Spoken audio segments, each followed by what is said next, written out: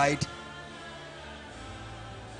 by the left hand side at the back, the left hand side, you're going to see the toilets there, so you can use the restroom. And in case you want to buy anything, there is a vendor outside there. Please don't go outside the gate. Please don't go outside the gate. There's a vendor at the security post here that sells things in case you want to buy something. Thank you. So we'll go back to the game.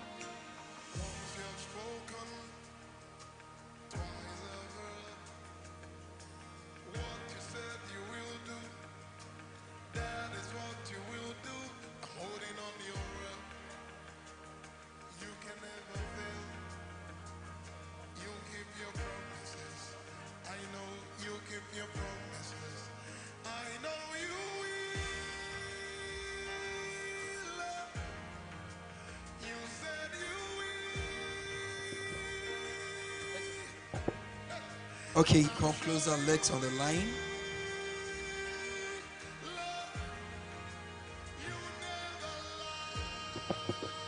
Okay, Team A, you could give a shout out to your team. Team B, you could encourage Team B. Are we ready? Team A, are we ready? Team A, are we ready? Team B, are we ready? I'm not seeing the clap from Team B. Team B, are we ready? Team B, are we ready? Are we ready? Okay, let's go. 1, 2, go! All right. Watch out, watch out. I'm not hearing the shout from Team A. I'm not hearing the shout from Team A. I'm not hearing the clap from Team B. I'm not hearing the... Oh, who is winning? Okay, who is winning? Okay, Team A, Team B, Team A, Team B. Who is winning? Who is winning? I'm not saying the clap. I'm not saying the clap. I'm not saying the clap. Amazing. Nice work. Nice teamwork. Nice teamwork. Nice teamwork. Nice teamwork. Good. Well done. And we are... Okay, not yet. Not yet. Okay, games to go on. Games to go on. Games to go on.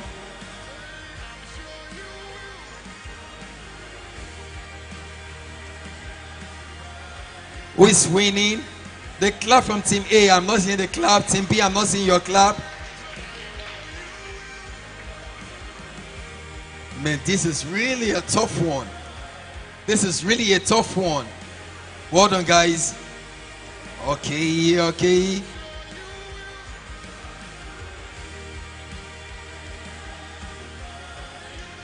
Like, seriously?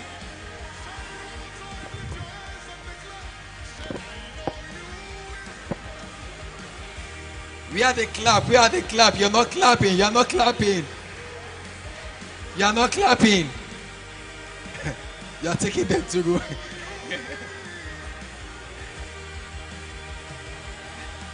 Like seriously? Okay, some people are already giving up. Some people are already giving up.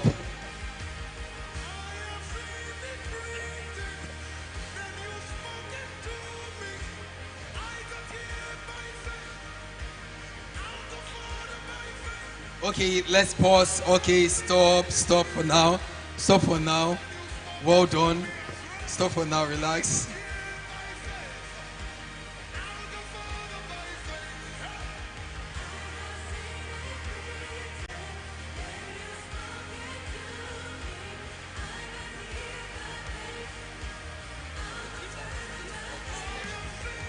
You are not clapping. You are not clapping. You are not clapping. Join your hands together, please. Okay, now the sound sets. Yeah, you can have a change, or you can have a change of voice. Yes. If you don't want them to win your team, you can have a change of voice.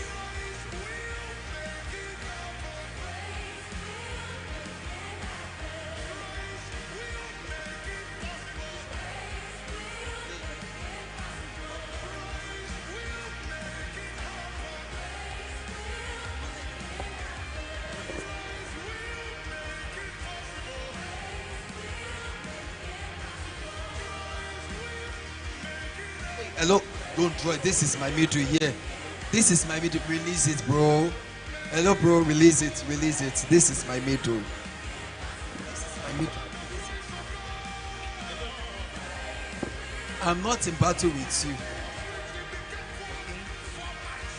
This is my middle.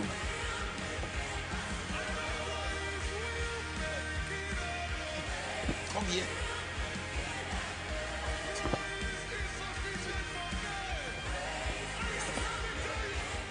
Can we release it, everybody? Release it. Release the rope, everybody.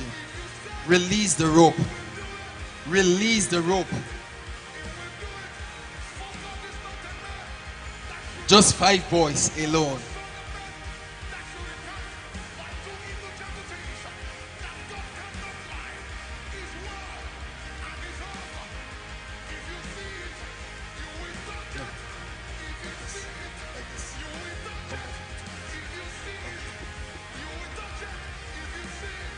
So when you hear 3, 2, 1, go, start. When you hear the word 3, 2, 1, go, then you do what? Then you start. Let me ask this question. Team A, are you winning? Team A, are you winning? I'm not hearing you. Team A, are you winning? Team B, are you winning? I'm not feeling that. Team A, are you winning? Team B, are you winning? Okay, let's have it. 3, 2, 1, go!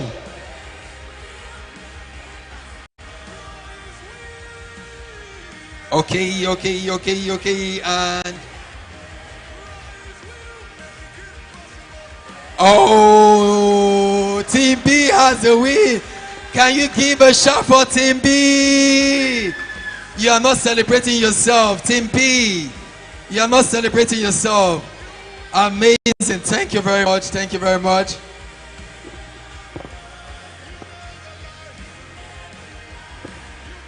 Please join your hands together for yourself, everyone. Join your hands together. Team B, would you clap for your men? Can we clap for your teammates? Team B, join your hands together for your teammates. Okay, now we'll move to the first talk of the day. To give us the first talk of the day, please let us celebrate this great coach.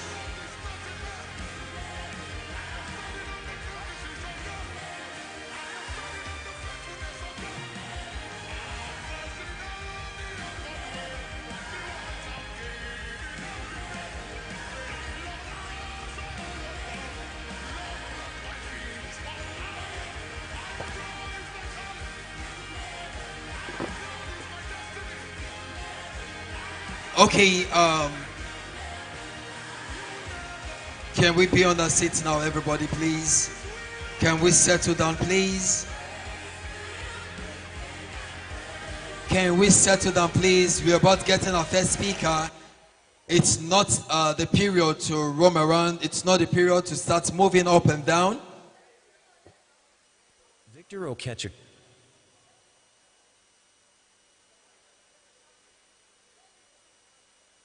Thank you.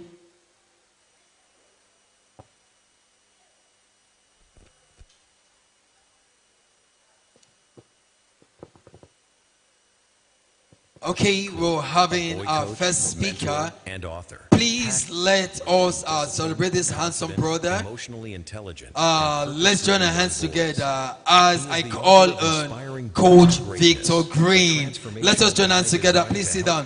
If they did not celebrate, see, the faster we celebrate, the faster we respond, the faster we'll leave here. So please let us celebrate our speakers as they come out. Please let us join our hands together. Passionate about raising disciplined, confident, emotionally intelligent, and purpose-driven young boys.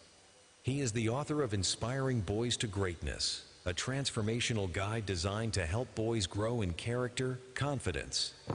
Let's listen, everybody. Let's just listen.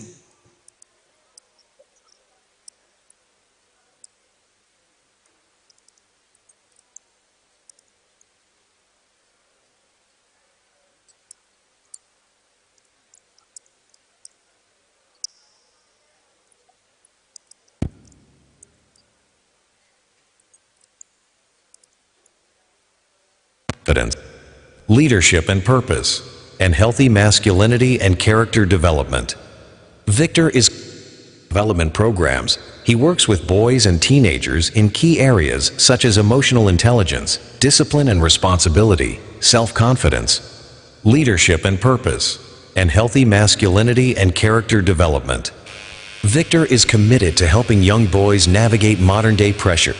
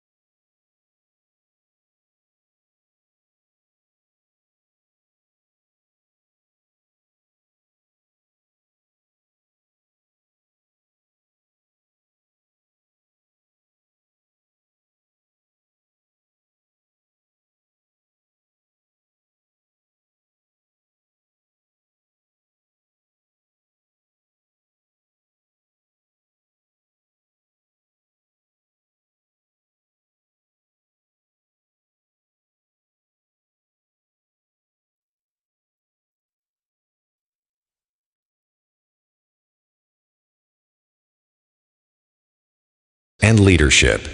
Through mentorship sessions, seminars, and personal development programs, he works with boys and teenagers in key areas such as emotional intelligence, discipline and responsibility, self-confidence, leadership and purpose, and healthy masculinity and character development. Victor is committed to helping young boys navigate modern-day pressures while building strong values, self-control, and a healthy sense of identity. He believes that when boys are intentionally guided, they grow into men who positively influence their families, communities, and generation. Please welcome Victor Okechukwu. Please let's join our hands together as he comes out. Let's join our hands together. You're not celebrating it. Join your hands together, please.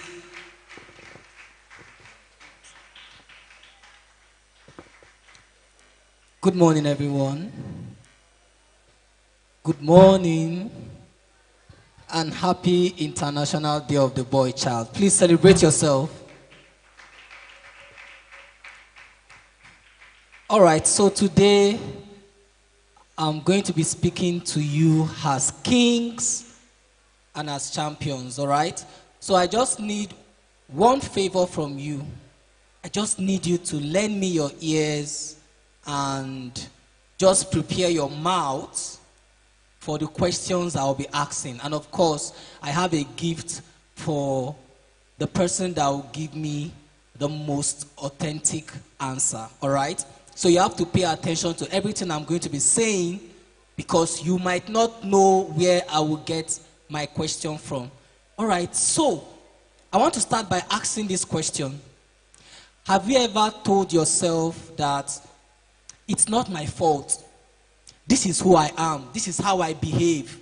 This is how I do my thing. This is the way I act. Have you ever said that to yourself before?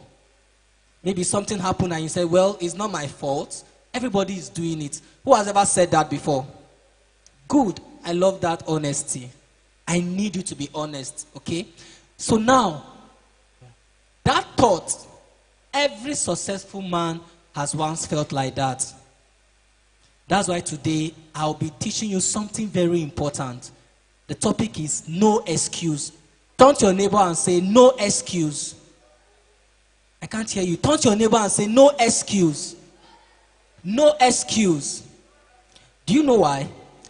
Because boys make excuses while men take responsibility.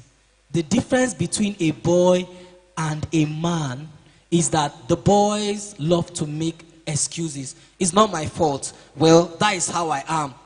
But men take responsibility. They own up to their action. All right? So let me tell you a short story. The title of the story is The Remote Control. How many of you love football here? You love watching football. Now imagine you are watching a football match or you are watching your favorite movie and somebody walks into the living room, pick up the remote and maybe change the channel, mute the volume or turn off the TV. How would you feel in all sincerity? Let's say your club is about to score a goal and somebody enters, pick up the remote and just change the station. How would you feel? Will you be smiling? You will smile. You will be angry, right? Now, that is what happens when you allow people to control you. When you pass blame, well, my friends made me to do it. Everybody is doing it. It means other people are with the remote control of your life. And when they change your station, you react. You are not in charge of your life when you make excuses. You are not in charge of your life when you don't take responsibility for your actions. Okay? So, the topic is no to excuses. This will help you become a boy of discipline, responsibility, and what? Self-control. Who can tell me the meaning of responsibility? Anyone? Or is today your first time of hearing the word responsibility? What does it mean to be responsible? Okay. Responsibility means when you are responsible in all doings.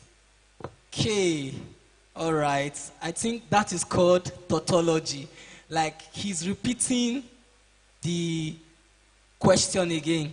What is responsibility? What does it mean to be responsible? This young man is responsible. Okay. Seems like A is the only one answering me. Doing what you are supposed to do without being told. Beautiful. A round of applause for him. Responsibility simply means doing what you are supposed to do without being told, without constantly being reminded. Go and read your book.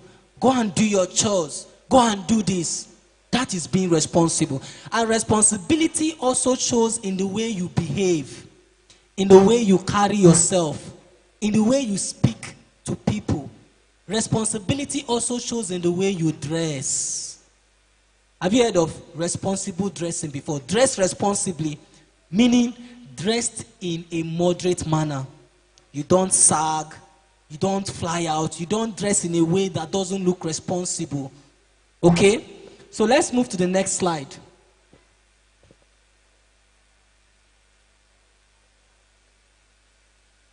Now, okay. So here is a question. Who is holding the remote of your life?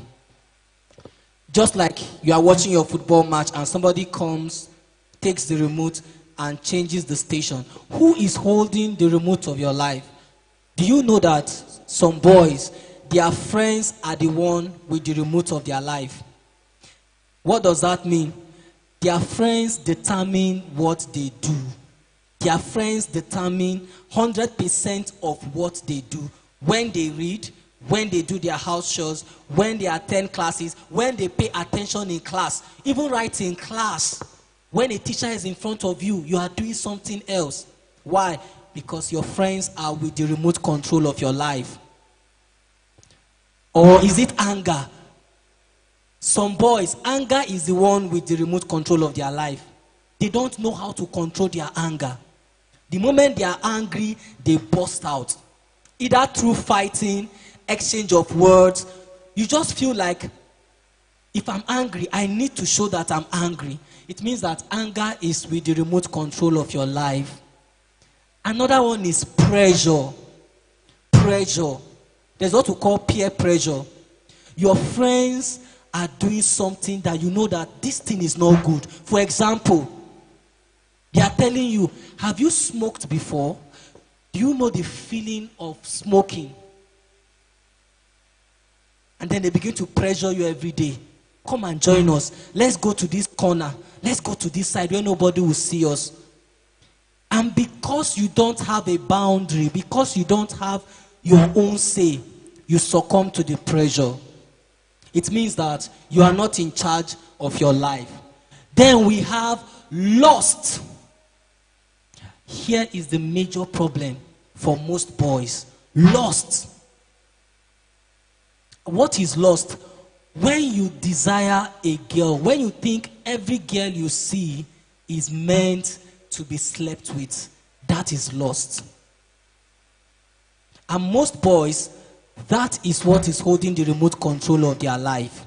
Lastly, laziness. It is so surprising that a lot of boys are lazy. Now, as I'm looking at each and every one of you, I am seeing future leaders. Amongst you are presidents, amongst you are pilots, amongst you are leaders that will transform society. But the question is, who is holding the remote control of your life? I don't know if you know a mango seed. A mango seed, mango seed. You know a mango seed, right? If I give you a mango seed right now, and I tell you to break it open, what would you see inside that mango seed? Anybody? If you break open a mango seed, what would you see? Just be honest.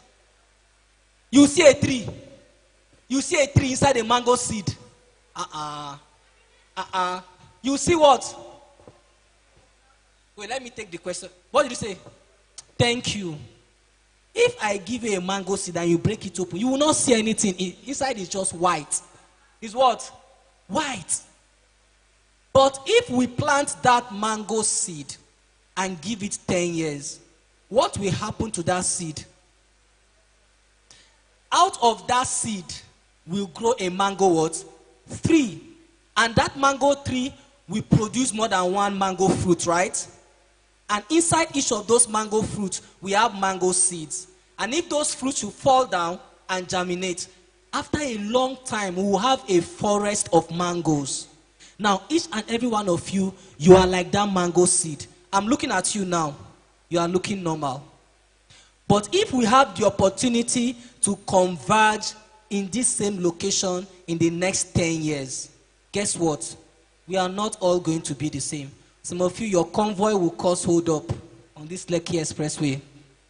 Some of you will need to fly in from your different appointments all over the world.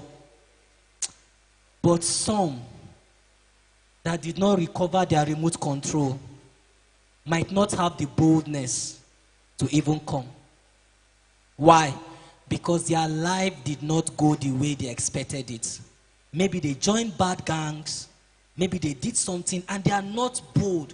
So when they pass, they see their fellow mates with their convoys, with everything. They are like, I'm not worthy to be here. Let me just hang around. But today we are all seated together. When Mr. Smith told us, let's network, you all, met one another, right? In the next 10 years, would it be the same? So who is holding the remote control of your life? Let's move to the next slide. Let me give you some examples of excuses. Somebody asks you, why are you angry? Because he provoked me. Why didn't you do your assignment? Because there was no light. Why didn't you iron your clothes? No, there's no light. Those are what? Excuses. And excuses are meant for boys. Listen, this your boyhood is not a permanent address. You are on transit. I was once like you. Okay? So you are on transit from this phase of your life. You are laying a foundation with everything you are doing right now. Your daily choices, your daily habits, those little things you are doing that you think they are nothing. I bet you in the next 5 years, you'll be surprised. I remember during lockdown, when everybody was at home because of COVID-19, no school, no church, everybody was just doing online. I developed a habit, and that habit was every day, no matter how difficult that day is, I must read a chapter of a book. From that 2020 till now, I've been keeping that habit. And that little habit that looks so insignificant has helped me write 5 books. And I even brought some sets here for you. So you see, those little things you are doing, skipping your chores, being irresponsible, not doing what you are meant to do, they are piling up for you. And they are waiting for you ahead. Okay? So, an excuse simply means escaping responsibility. Why is this place untidy? I don't know. Why are there plates on the sink? My sisters are meant to be the one to watch it. Girls are meant to be the one to watch it. Why did you come late to school? My daddy did not give me transport fare. Always having excuse. Reason to escape responsibility. Now, here are examples of excuses. Everybody is doing it. Everybody in my class is doing it. Everybody in my street is doing it. Let me tell you something. That everybody is doing something does not make that thing to be right. What did I say? Repeat what I just said now. That everybody is doing something does not mean that thing is right. That everybody is busy on their TikTok every now and then instead of doing what they ought to do does not mean it is right. Okay? The next is, they ask you, why did you disrespect this girl? And you say, well, she got me angry. She talks too much. She insulted me. That is just an excuse to escape responsibility.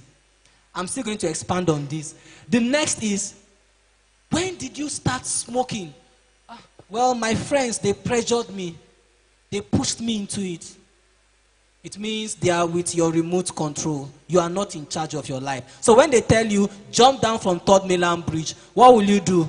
You will jump down because you are not in charge of your life. The next is, why did you slap him? Why did you push him? I was angry.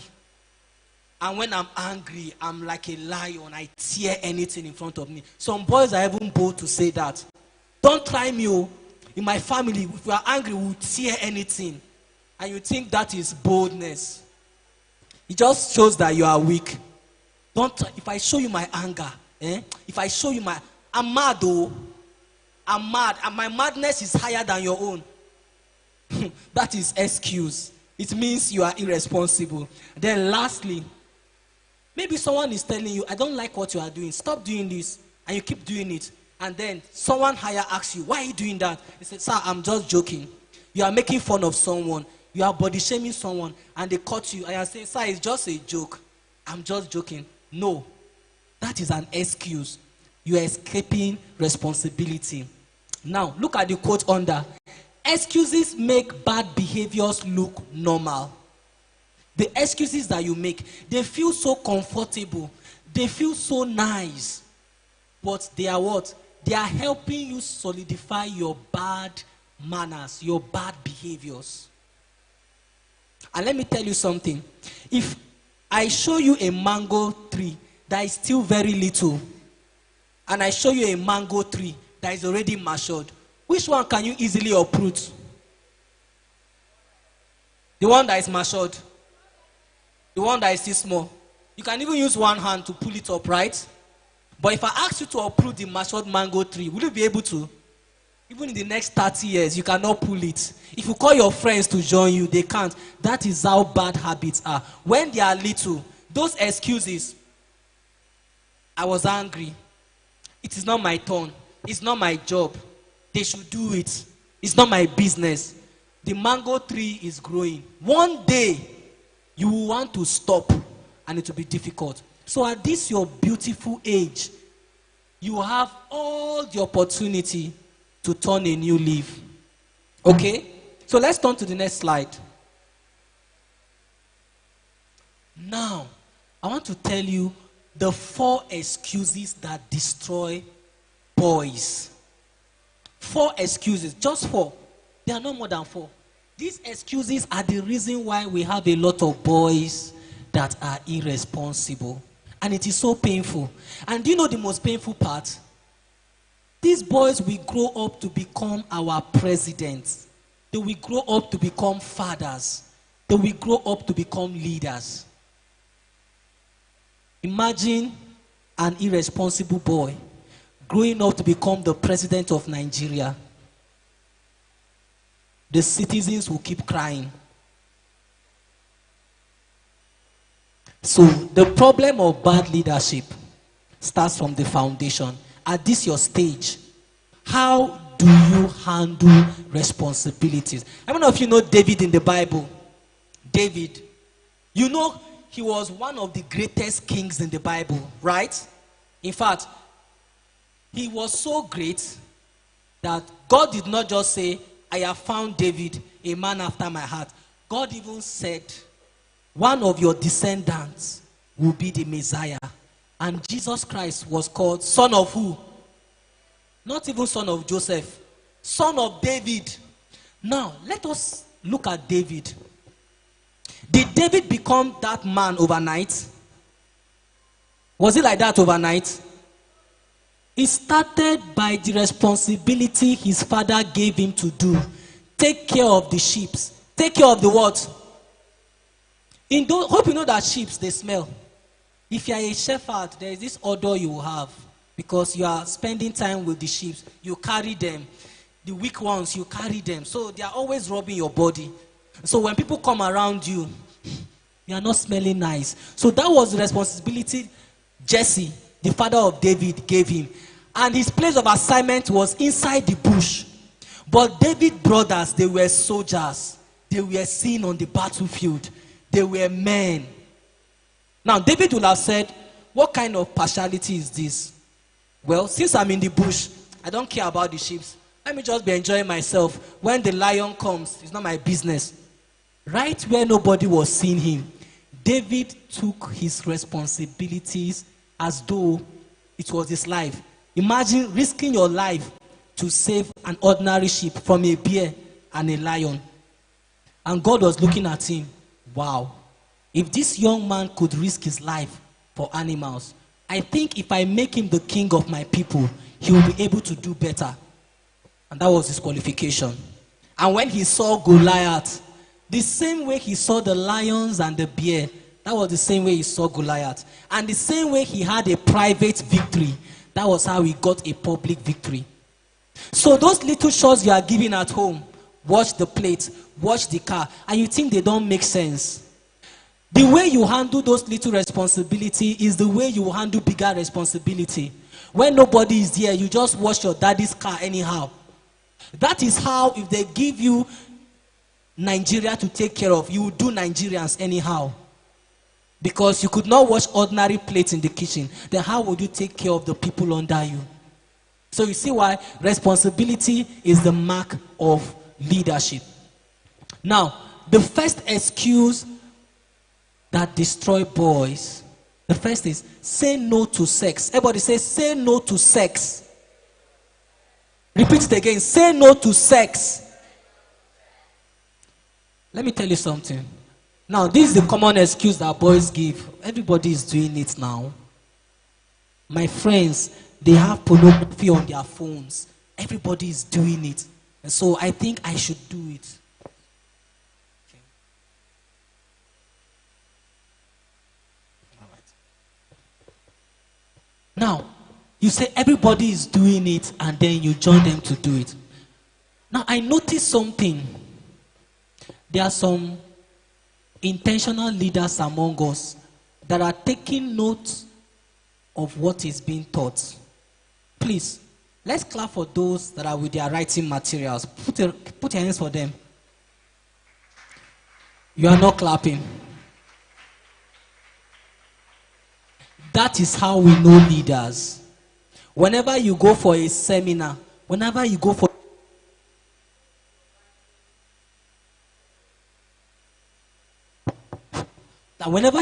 a seminar, a meeting, go with your writing materials. Don't tell me, Coach Victor, don't worry, my head is ultra computer. I will cram everything they are saying. By the time you cross this door, by the time you just cross this door, you will forget everything that you have heard.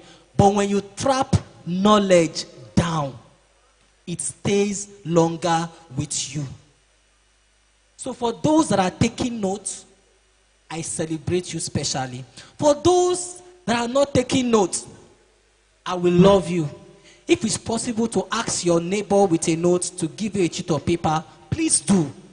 Because boys are made in seminars and meetings like this. They say knowledge is power. Is that true? Is a question. Knowledge is power. Is that true? I want you to be sure of your answer. Knowledge is power. Is that true?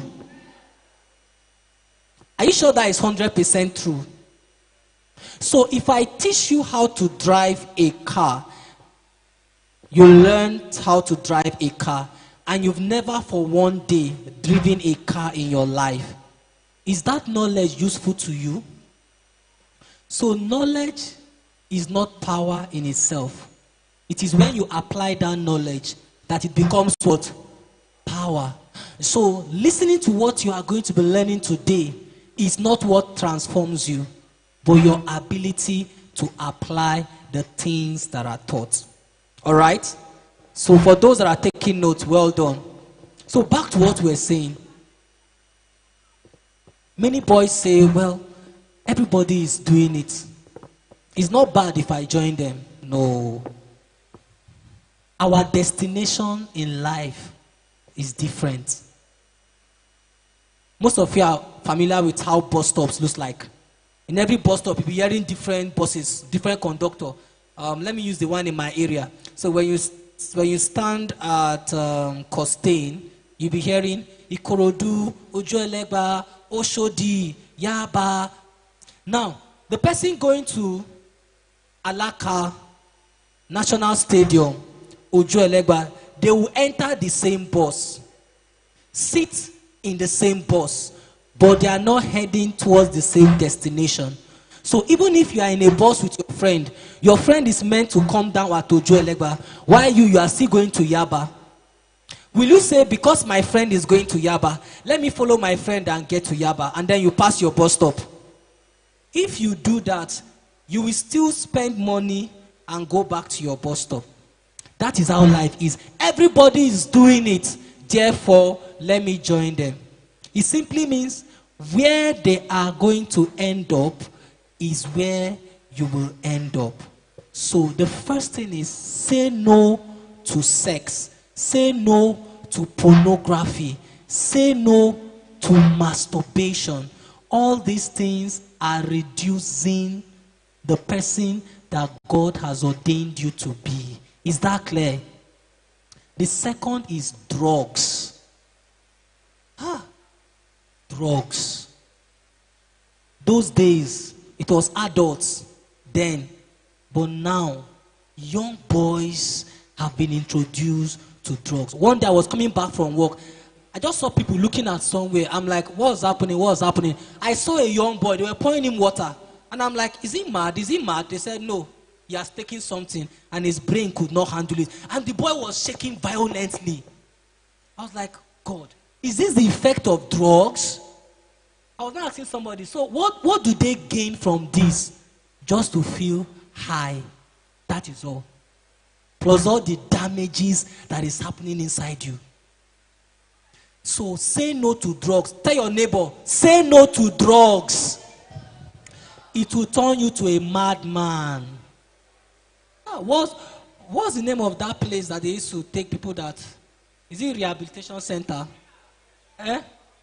Oh, one day you need to go for excursion. That place.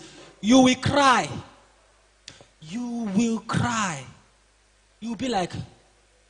You see boys, handsome, talented boys, but they are acting like zombie. Why? Drugs have damaged a lot of things in them. But it started with, guy, Alpha, try this now. Just once, just once, just once. Just once. From just once, 2, 3, 4, 5, it becomes a lifestyle. So please, say no to drugs. Number 3, say no to bullying. The strength of a boy is not given to him to inflict pain on his fellow boys or even on a girl. God did not make you a man so that you will prove that you are a man by your muscle. Eugene.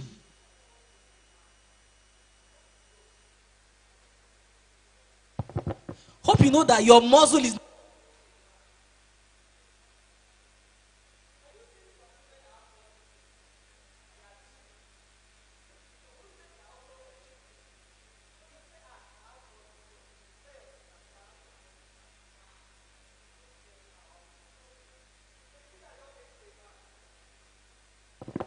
No. Let me tell you why your strength was given to you. God made you a man, a boy, so that you can protect those that are weak. That's why it was given to you. So that you can protect. That was why God told Adam, guard the garden. Protect the garden. That was why your strength was given. Not go and start.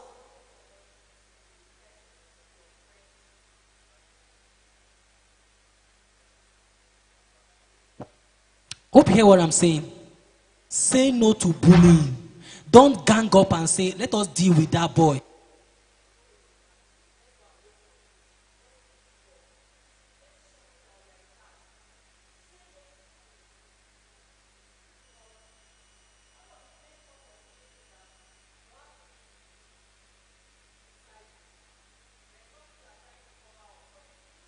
One of the ways to show that you are a man is to intimidate others. No. Strength lies in your ability to impact others positively and not negatively. Then last,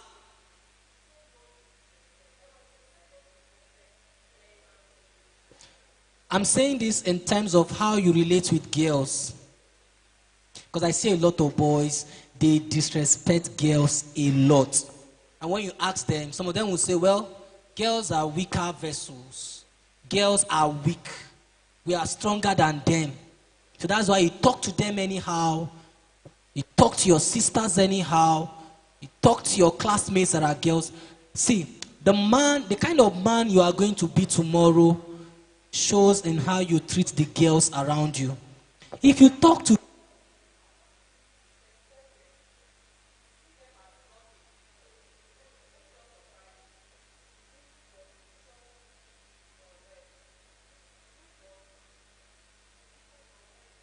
is uncertain. Because girls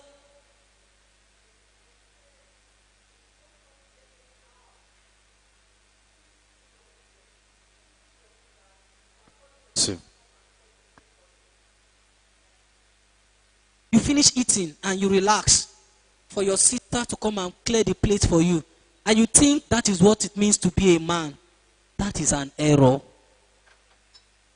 Or you enter your living room, everywhere is dirty, and you are so comfortable to sit down and put on the television. And when somebody asks you, why is everywhere dirty? And my sister has not swept it. Amen. Really? That is an excuse. So, say no to disrespect. Someone will say, I remember when I said this thing in one of my classes. Thank you. I said this in one of my classes, and a boy said, excuse me, sir, I have a question. I said, what's the question? He said, but girls, they talk too much. They talk too much, and when they talk, I have to. I said, okay, so when they talk and you have to show that here, so after showing them that you are a man, so what happened? Do you add? Did you increase in size? Say, but sir, they can talk. I said, yes, that is how God made them. So what do I do? You learn. That's why we teach boys emotional intelligence. It's not everything that they tell you that you reply back. A girl tells you have big head. Say you have 7 head. That means you have demoted yourself. So the way you handle, the way you talk to girls, the way you treat them, tells so much about the kind of man you are going to be tomorrow. And God is likely to hand over bigger responsibilities to you if he sees that girls can feel safe with you around them. But if you are a boy that girls run away from because you are a bully, because you talk anyhow, it simply means that you cannot hold a responsible position of leadership. All right? Let's read the quote under. Bad habits begin with permission in the mind, not with actions. For every action, there was a thought. Before you came here, you thought of coming here. Before you do anything, you think before you act. So for any habit you see yourself manifesting, you have given that habit permission in your mind. Let's move to the next slide. So I want you to tell yourself, from today, put your hand on your chest and say, from today, I refuse to give excuses. I take responsibility for my life. There was one video that was trending. The father called the boy. I think the father or the mother were like, Emeka, I heard that you failed. He said, Mommy, I read and read and read and read. And after all my reading, I got F9. I said, hey, so whose fault is it? He said, Mommy, it's not my fault. Maybe our teacher did not know how to teach us very well. That is irresponsibility. Because in his class, somebody passed. They sat under the same teacher, the same classroom. They used the same textbook. That was how I learned mathematics. When I was in primary 3, mathematics was a terror to me. Ordinary subtraction, I don't know. My dad would give me 500 to go and buy something of 200 from Aboki. I will get there, buy it. I will forget that my change is 300, and I'll start going home. And then my dad will always beat me. Until one day, our Sunday school teacher told us, in your class, those that are doing very well, do they have a special class for them? We said no. Did they give them a special teacher, let's say from abroad? We said no. Is it the same textbook you are using, or maybe they gave them advanced textbook? We said no, we're using the same textbook under the same teacher. So what is the problem? That means the problem is not from the teacher, it's not from the school, it's not from the textbook. The problem is from you. You are not taking responsibility for your actions. There is something they are doing that you are not doing. And if you start doing that thing, you will improve in your academics. So tell yourself once again, from today, I will take responsibility for my actions. All right, we are still here.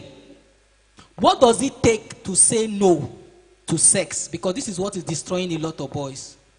Before you know, you lose focus. You lose purpose. You just forget. You are not living for today. You are living for instant gratification. You want to enjoy today to damage your tomorrow. It takes self-control. It takes what? Those that are jotting, write it down. Self-control is strength. The Bible said in Proverbs, you see that man that can control himself, he is far better than the man that can control a city. If you can control yourself, like your body is telling you, move, and you tell your body, my friend, stand there. That means you have self-control. Let me give you a simple example. Mommy and daddy tells you, today we are going to fast. Your body just start riot. As how now? How? Fast? No. I cannot do without food. That is the day, the kind of hunger you've never felt before will come upon you. You think you want to faint. But a man that has self-control, do you know why we fast? To tell our body, I am in charge of you. We are not eating today. Today, you see movies. We are not watching movie today. I'm reading my book. Today, you see that football I want to go and play. I have exams next week. We are going to read. But whereby your body is the one controlling you, anywhere it turns you, to the point that some boys don't even know when they have reached their gauge. When they are eating, they overeat. They don't know when their tummy is telling them is enough. They eat and eat and eat until they become lazy and they can't do anything again. All right? So now, when you say no to sex, what are you doing? You are protecting your future. You are what? You are protecting your future. Your choices today shape the man you become tomorrow. How many of you know Cristiano Ronaldo? He's a popular person. How many of you know Messi? He's very popular. Why is he popular? Because we are seeing his achievements. But do you know that that was not how he was years ago? There was a time where early in the morning, he's doing his practice. Come rain, come sun. He's making choices daily. When his friends are busy doing things that are not adding to their life, Messi or Ronaldo was busy training himself. How many of you know Michael Jordan? One of the best basketballers. You know his coach told him that he can never play basketball because he's short. Hope you know. That alone should be enough to discourage him. But this boy said, no, I am going to. And when his teammates are training, he's doing extra. He's making daily choices until one day, just one day, they just gave him chance to play. And he made his team to win. And that was how he became the best basketballer ever. So the choices you make today, they shape the man you are going to be tomorrow. Don't tell me, sir, when I grow up, I will now become a great man. The great man you are going to be tomorrow is seen by your daily choices today. Is that clear? Number 2, don't let pressure decide. Don't let, in fact, you are under my voice. Be intentional with the kind of friends you keep. Because it has been discovered that the reason why most boys deviate is because they join bad friends. You used to do very well. You came from a very wonderful Christian background. You came from a beautiful family that had values. You were studious, responsible, respectful. Everybody wanted to be like you. And then you entered SS1 and wanted to roll with the boys. And you joined boys that are not heading the same direction with you. Before you know, you start dropping in your responsibilities. You start talking to people anyhow. You start feeling you're on top of the world. So if you are here, don't follow bad friends. They will lure you away from the destiny that God has ordained for you. All right? The next is discipline your desires. Don't let your emotion control you. Control your emotion. You are angry. Yes, we are emotional beings. Okay? So, Your emotions are valid, but don't let your emotions control you. What do you do when you are angry? What do you do when you are pressured? Control starts in the mind. For example, practical example, when I'm angry, two things. Either I leave that environment or I just play music because I love music very well. And then once I am calm, because anger is synonymous to temporal madness, at that point, you don't know what you are saying. But when you come to your senses, you will start regretting most of the things that you said. Out of anger, you gave somebody blow and damaged the person's eyes. Then your eye clear like, I didn't mean it. You didn't mean it will not stop the consequences. You will be dealt with. All right? Then lastly, focus on purpose. Let's move to the next slide. I'm going to show you a perfect example from the Bible, Joseph. Joseph. I love the story of Joseph because Joseph is a typical example for every boy. We know the things that happened to Joseph. If there's anybody that has the perfect excuse to revenge, like legit, when I mean legit, people can say, well, what you did is okay. Number one, his brothers, out of jealousy, sold him. Then, even in Potiphar's house, Potiphar's wife wanted to lure him into free sex. In fact, Joseph had all the opportunities to do whatsoever he wants to do and still go temporarily scot-free. Because there are some actions that the repercussion will not come now, but they'll wait for you in future. But see what Joseph did. Let's start with this side. The story of Joseph is in Genesis 39, 7-12. He was betrayed by his brothers. He faced temptation.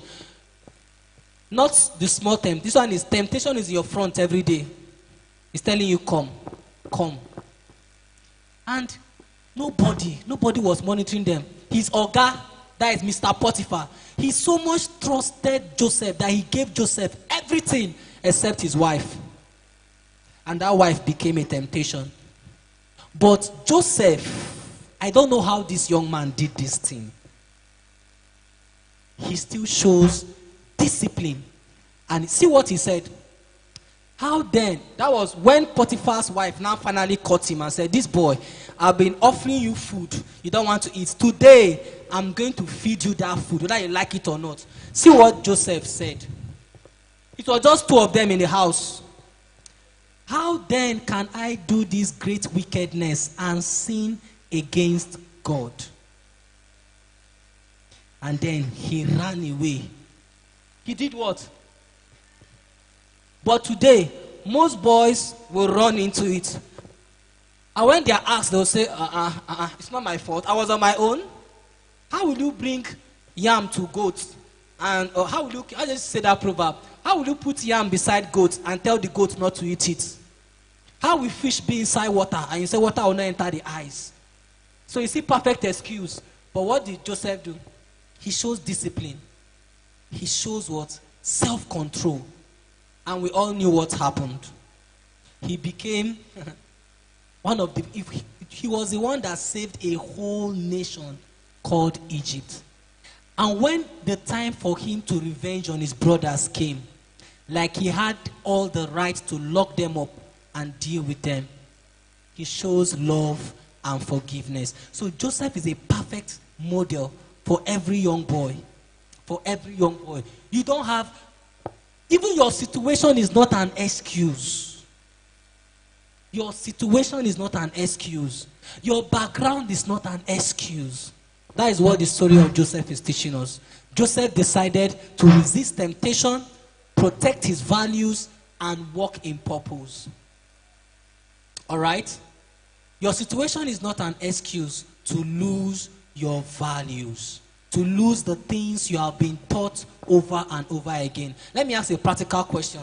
And please, don't give me answer because I've been talking about, self-control. And Just give me real, and I love boys that are real, okay? Let's say today is exam, and all our coaches are invigilator, and you have the opportunity. 5 people sitting beside you, they are with Expo, like they are with Expo. You have seen them with the Expo, and the invigilators have been shouting, drop all phones, take out all textbook, don't hold any exhibit. They've been shouting it. But you could see that the 5 boys around you, they are holding something. What will you do?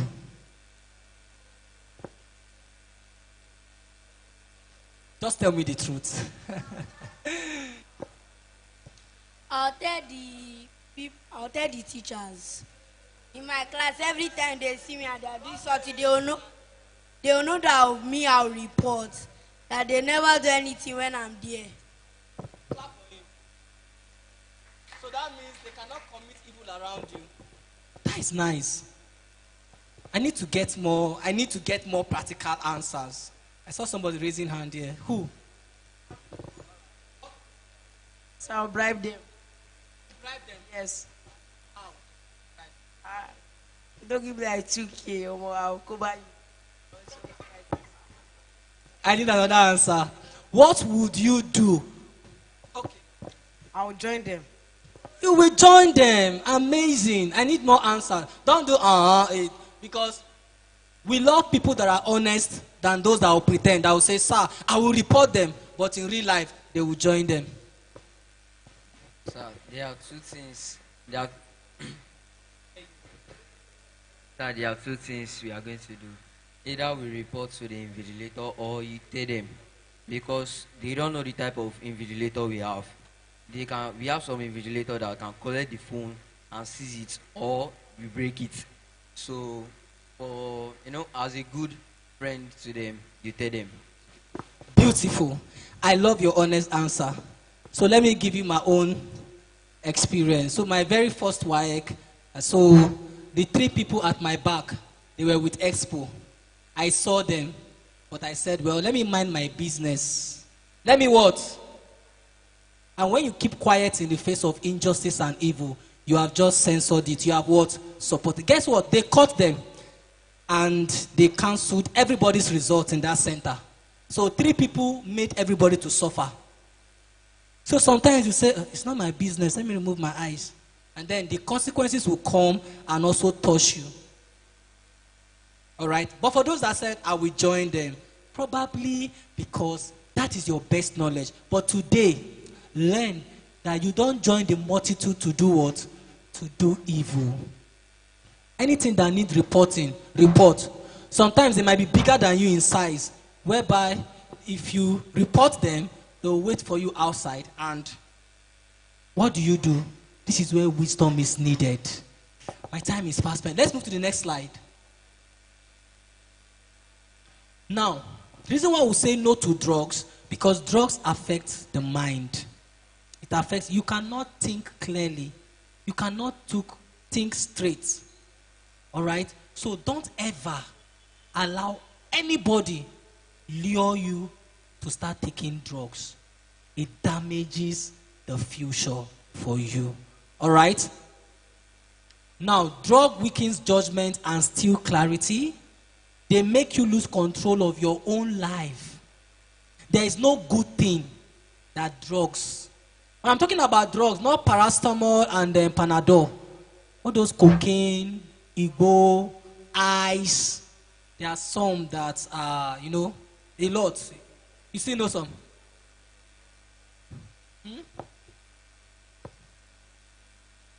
Those paracetamol, they can be abused. Okay. He said those paracetamol can be abused. Yes, when you take overdose. But I've not seen anybody that will just start swallowing paracetamol. Because paracetamol does not make you high. All right? So we're talking about those drugs that instantly, you don't know where you are again. You start misbehaving. You start talking nonsense. You start seeing angels and dragons flying. You start seeing yourself flying like Superman. Those are the kind of drugs we are talking about. Those drugs that when you take, you think they give you strength, power. Somebody will say, because of the job I do, I need to take this thing, so I will have. Then what about your body? What about your health? Okay? One question is that when you say that an example of this is like cocaine and what you said, is it Igbo or Agbo? Igbo, they smoke it. Igbo is like cigarette. All right? Not Agbo, not the medicinal. Okay, let's move to the next slide. Now, real boys protect, they don't oppress. Everybody say, real boys protect. Say it louder. Real boys protect, not oppress. So you say no to bullying and you say no to disrespect. I've spoken about this. When you speak with honor. Don't use your strength to scare others. Your treatment of others reveals your maturity. The way you treat others reveals how matured you are, no matter your age. If you are 70, you don't know how to treat people, it shows your level of maturity. Let's move to the next slide.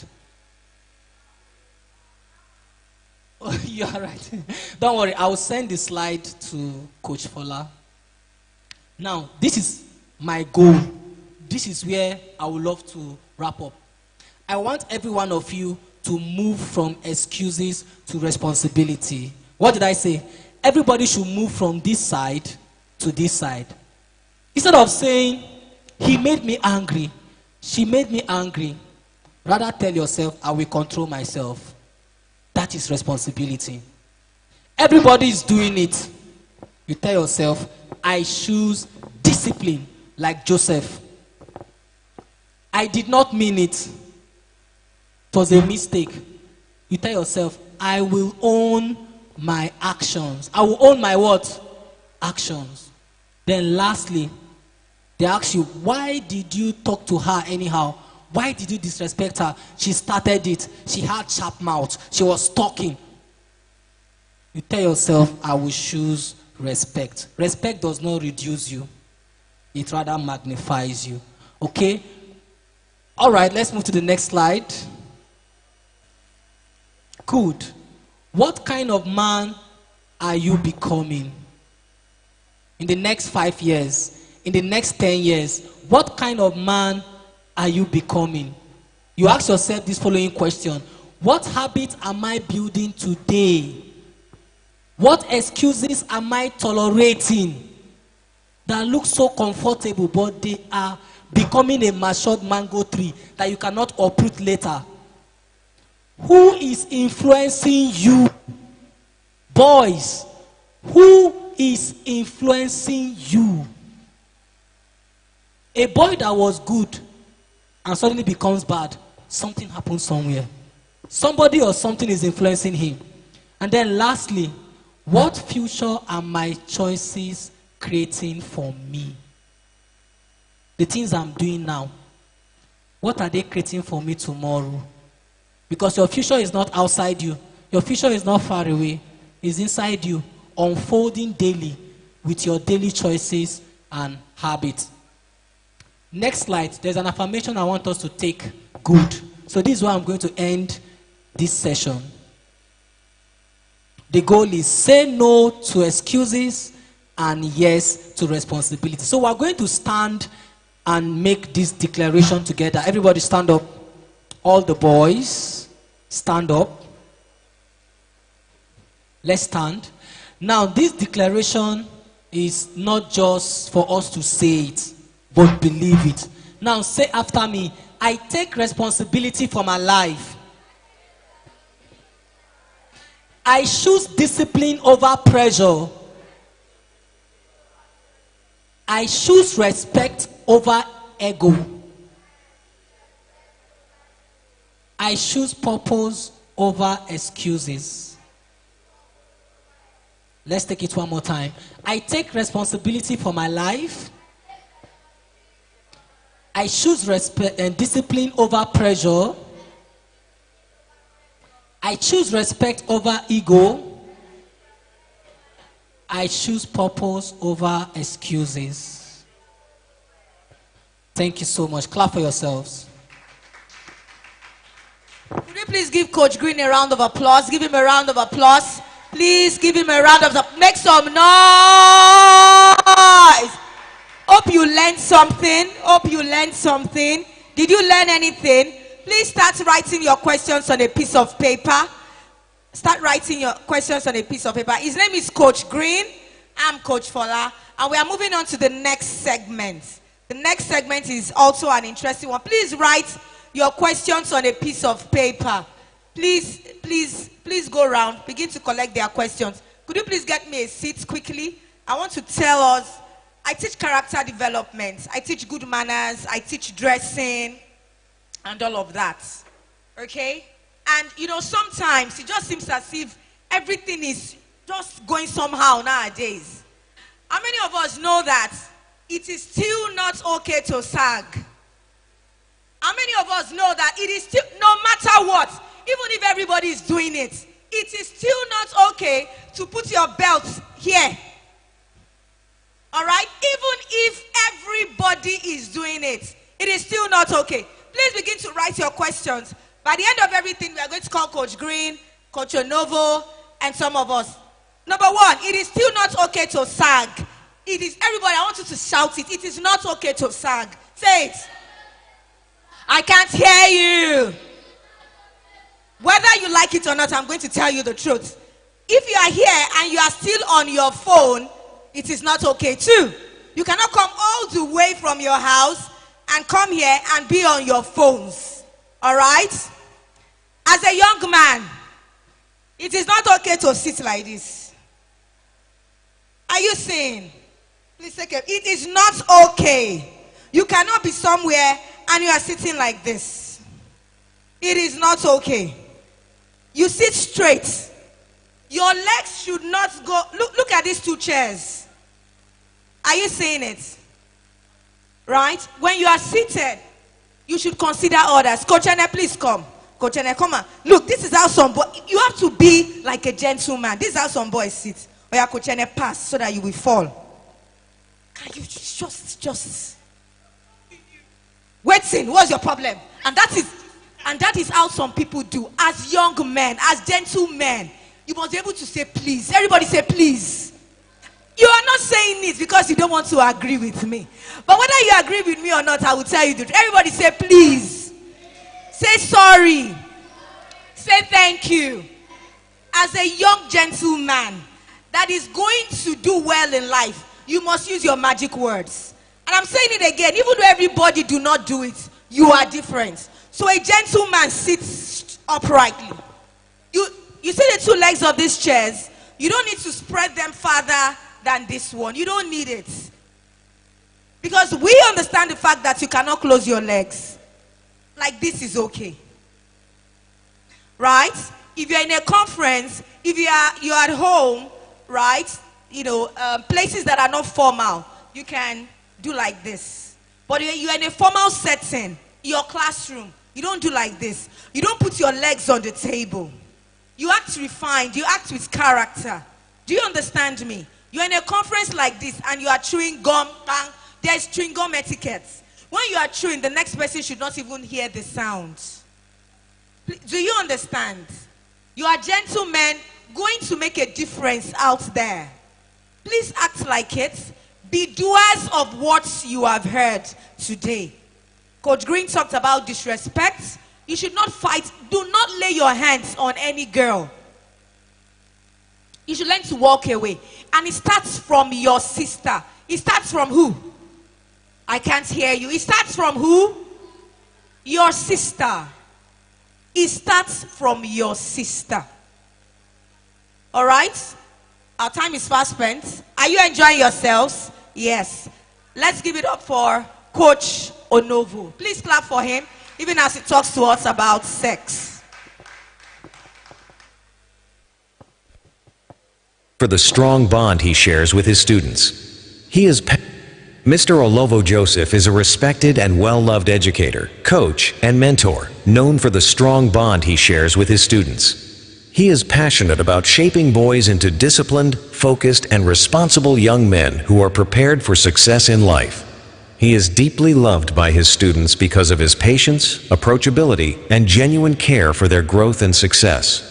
Outside his professional calling, He is a family man, happily married and blessed with 3 children. He strongly believes that strong values at home and school shape strong individuals and build a better society. Above all, Mr. Olovo is driven by a passion to raise a generation of boys who will grow into men of integrity, purpose, and positive influence in their families, communities, and the world at large.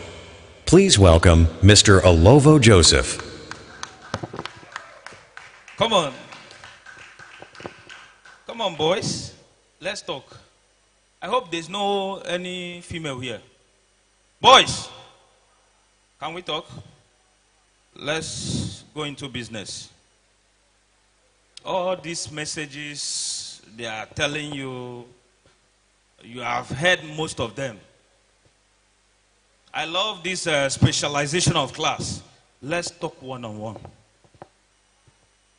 Okay? I'll be specializing on a topic. No to sexual immorality. Can somebody say no to sexual immorality? Immorality. Say no to sexual immorality. Very good. I will start this message. Please, if you are not seated, get seated and relax.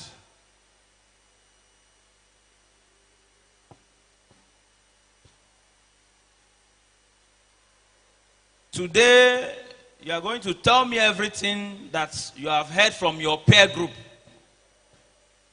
You are going to tell me those things that you don't know whether they are true or false.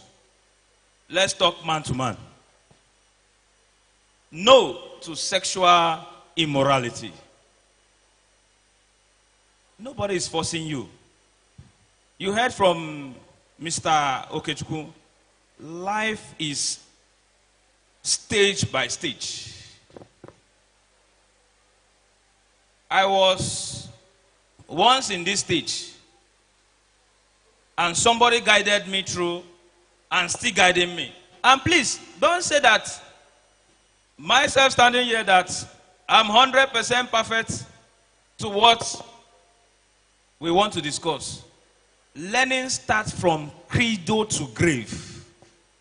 Please don't think when you finish SS3, you are done. After WAEC, you are done with learning. No. Cradle, as you come to this earth. Natality. You know what I mean by natality? As they give birth to you, you start learning. If you refuse to cry, they will beat you. Are you following? Even when you finish university, you are still learning. That's why I said learning starts from where? Cradle to grave. Tell your neighbor, learning starts from cradle to grave. The cradle is C-R-E-D-O. Then grave, you can spell that. So we learn till we leave this earth. Even biologically, when we are within the soil, you know, when we have left the earth, we still learn from some microorganisms around. They still teach us the last part of depreciation. So, without wasting time, everything is timed here. We are going to start with the first signs as boys. There are many of you that cannot communicate with your parents. When we are in university, they taught us that there are 3 triangles of learning. We have the school, the parents, and the church.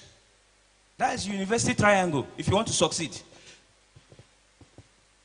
You yourself, your parents, you meet your parents, then the church, the pastor, and what? School. There are so many things you cannot meet your parents to ask them. We want to discuss it here. And one of them is among the puberty sign. Every boy seated here. I did not visit your house this morning, but I can tell you what you experienced this morning. And if you say that I'm lying, stand up and I'll prove it to you. Waking up this morning, there is a biological apparatus that you have. Why is that boy laughing? You have a biological apparatus named the penis. Call the what? Call the what? You are scared of calling the name. I said there is a biological apparatus within you. You want me to show you one? Eh? Who said no there? If you did not respond, I will pick one person, then you come and show us one. There is a biological apparatus within your two legs. We call it the penis. When I was teaching little children, some set of little children, I don't want to call the name. So I decided to bring a foreign name. I told the children, there is something called dum dum. Called what? Dum dum. As you woke up this morning, your dum dum was standing. If you say no, if your dum dum did not stand, stand up. Yes? My brother. Come, don't joke with me. Are you a male or female? Okay, you say what? Not stand this morning. She did not stand this morning. Lesu nana. Lesu nana. Okay, my brother. Joke apart. If your penis is not standing when you wake up, just know that your system is not functioning properly. Even a boy of 2 years. I remember my boy. A boy of 2 years. A boy of 2 years. That's my son. Anytime he wakes up, I go and check him. It's a sign to let him know he needs to go and wee. So when I see him, the thing will stand like pencil, HB pencil. I will tell him, come on, come see. Oh yeah, go and eat yourself. So I want to let you know this morning that the erection of the penis is part of masculine life. So many of you don't know that. There are so many of you seated here that are thinking, why is this thing always standing in the morning? Am I okay? Who should I go and meet? You cannot go and meet your pastor. Pastor that is telling you, in the name of Jesus, I cast everything. And you go and meet the pastor. Sir, I want to tell you something. This thing is always standing every morning. So, this is part of puberty. This is part of what? You know about puberty. Okay? This is part of what? Puberty. So, as you grow, you begin to experience some of these changes. We have number one there. Your voice will become deeper. Your voice will deepen. Those of you that are still small here, when I ask you questions, I say, hey, Mr. Lobo. Oh. As you grow up, that soprano voice will be changing. It will be going deeper to bass. This is the character of a man. This is one of the changes that men undertake. 2, growth. I told my student that growth is an irreversible increase in size. Are you following? Growth is an irreversible increase in what? Size. Everybody grow. I met a grandmother telling the grandson, you were tall last year, now you are short. It's a lie. You cannot grow tall and become short. It's an irreversible reaction. It's either you remain there or you continue what? Growing. So this is part of puberty sign or signs you experience as masculine. Are you following? Number 3, hair growth. If you don't know it today. Okay, you want to say something? All right, let's just write it down so that you not forget. Talking about number 3, hair growth. You may look at your armpit now, it looks like a bottle. Then you check the circumference of your pubic area. They are looking very smooth and clear. There is a clear zone there. Please, I want to wish you this. Every man, every masculine, as you grow, we used to have shrubs and forests in some areas. Those, don't be afraid. When you grow, as you're growing, you start seeing hair. Are you following? In your pubic parts. Even your adipose cavity. Yes. It shows development. It shows what? Development. Like this young man, I'm very sure you are not having any hair growth now. So have it in the front of your medulla oblongata. That as you are growing up now, you grow, there will be a stage you are going to encounter hairs. I mean forests. And you don't leave this forest. Boys, there are some people seated here that have not touched that forest. The forests have changed from swamp to mangrove forest. In fact, some animals are living there. Yes, some animals are living here. That's why you see some boys, when they did not take care of that number 3, if they walk, what they do? Scrub. They move. They do what? Scrub. Animals move. When that animal moves, the animal will make them feel sensitized. And they will need to counter the animal. According to Isaac Newton, action and reaction are equal and what? Opposite. Okay. Quickly, we go to number 4. You sweat. If you do not control the sweat very well, it brings body odor. It brings what? Body odor. You are supposed to take care of yourself. Some of us don't know how to bathe. Imagine somebody, I saw many things in university. One of our colleagues was bathing with Viva. So many of us have tried it here. You just pour Viva, the next thing, water. There is nothing like sponge to scrub, nothing to scrub those dirty that have attached themselves to the dermis. So you need a strong, spongy material to scrub those substances. When you scrub them, then you look good and smell nice. Not when you are talking to somebody, you want to collect something, you see them closing their nose.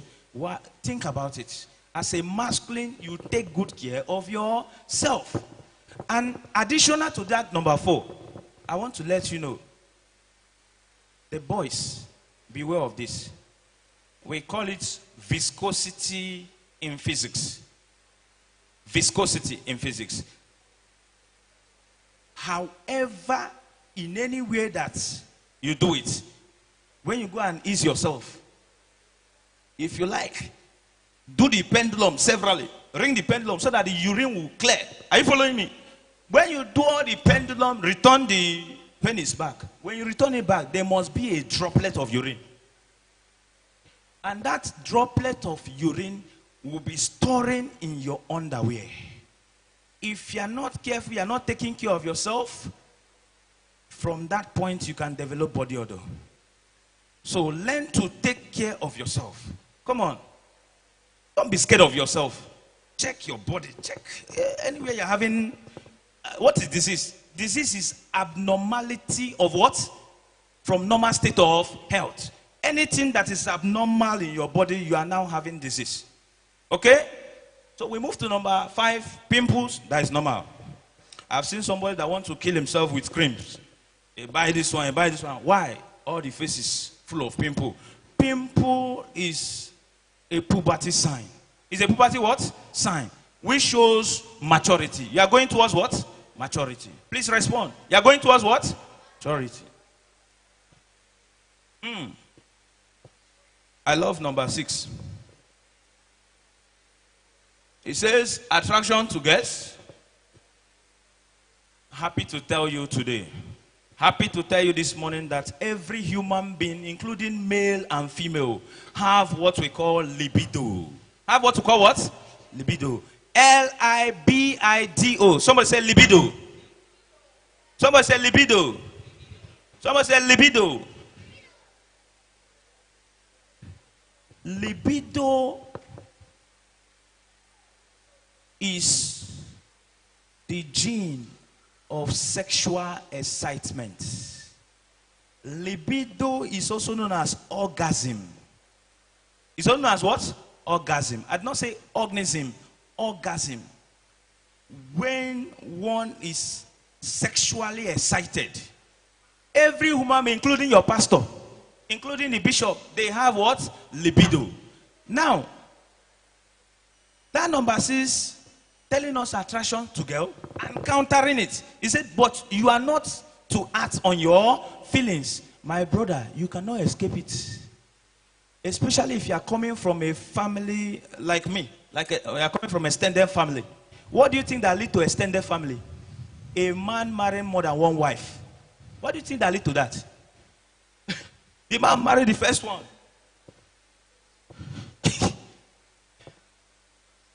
Along the line, he sees another one, isn't it? He married that one. That one is not enough. Like my father. Well, I don't blame him somehow. My dad married 4. I don't know of your dad. So, there must be libido. That libido is for you to counter. I heard what Mr. Okechukwu was telling us about Joseph. That Joseph ran away. And my name happened to be Joseph. I don't run away. What I do, I flee. Flee, the action word in flee is different from run. I do what? If you can fly like a bird, fly. If you stand there, I bet you as a biology teacher, if you stand there and say, no, nothing will happen, I can withstand any pressure from the feminine. Who tell you that? You have libido. And your libido changes with what you perceive, with what you see, with what you hear. Are you following? All these things changes you. Don't worry, we are going into details. But understand that not all these alone that are puberty sign. We have many puberty signs, such as, development of structures. Your ear was not having this sign, but now it's increasing. Then your organs, the one that was looking like HB pencil, all of a sudden, the thing started increasing. Okay? So all this make up the puberty sign. And I want you to be aware of all these signs. Please, don't be shy. Don't shy from your body parts. Learn to check yourself. Boys, are you hearing me? Learn to check your what? Self. Even that your school bag. When you wake up, always check that school bag. You know you have school bag. Boys, how many books are inside? Eh? 2 books. Please, if you're having 3 books inside the school bag, let me know. Anybody that have 3 books? Eh? Well, be careful there. Oh. If you're having 3 books there, please, you should visit somewhere. Like when I was in 200 level, where I was checking myself regularly. Don't be holier than thou. When you are holier than thou, you encounter sickness and die for nothing. Check yourself. Brother, we check ourselves. How many books? How many books? You check yourself. So in 200 level, I noticed my two notebooks turned to 3. Hey, listen, no. I mean the scrotum sac. You are supposed to have how many testes? 2. My own changed to 3. 200 level. I was living a godly life, reading my book. I say no. I don't know whom to meet. I thought of meeting my mother. So the thought was like, I'll meet my mom and say, Mommy, come and check this. I said, okay, should I meet my pastor? I check everywhere. I said, man, you are intelligent. Why will you have 3 testes instead of 2? I went into research. I started checking why somebody will have additional testes instead of the 2. I noticed the additional one, because I used to check it. I noticed the additional one was bigger than the other 2. I said the best thing to do is to go for test. So when I went for test, I checked the 3rd ball that I assumed to be the 3rd testis was not the 3rd testis. It was known as hernia. Boys, if you don't know it today. Always check yourself. Some people are living with 3 balls without knowing. So I noticed that it's hernia. Are you following? That was when I went for medication and it was removed surgically. I got myself. So don't be holier than thou. Always check yourself very well. Are you hearing me? Very quickly, we go to the next line. Okay, you have seen it there. Erection. Sometimes the penis becomes harder or hard. This is called an erection. Not just that. Why is your penis hard? The reason why the penis become hard is because of the movement of blood to the spongy tissues. Please, that's your skin. That the penis skin is different from this skin. Hear me now, boys. This skin and the skin of the penis are different. If you don't know, know it now. Any stimulation to that skin of the penis is more sensitive than the stimulation of your normal hand. Boys, say I hear you. Do you hear what I'm saying? Any sensitization to that skin, any touch to that skin is more sensitive compared to your normal skin. Please, you're not sharing the same skin with that man. That is why we want to protect you now. Yes. So, when you hear the penis becoming hard, I say it's the movement of blood to the spongy what? Tissue. To the spongy what? Tissue. Spongy tissue is located within the penis. So, when blood flow there, it makes it stand. And when that blood flow want to check whether your vas deferens is working. The blood flow want to check whether your epididymis, the pipe there, whether they are functioning well, is naturally made. So don't be scared. Stop becoming, you start feeling somehow. No, it's normal life. Someone say normal life. All right, it happened in the morning. That boy, check yourself. That boy that said he did not see it this morning. I will give you tomorrow to check. During thought or excitement, this is a normal body response during puberty. Told you, do not panic or feel what? Ashamed. What matters is learning to behave responsibly and modestly. Something happened to me. I would like to be practical with you. Look at that statement they said. During thoughts and excitement. My brother, I was in JSS 3 class. The school I was going sold one sportswear for us.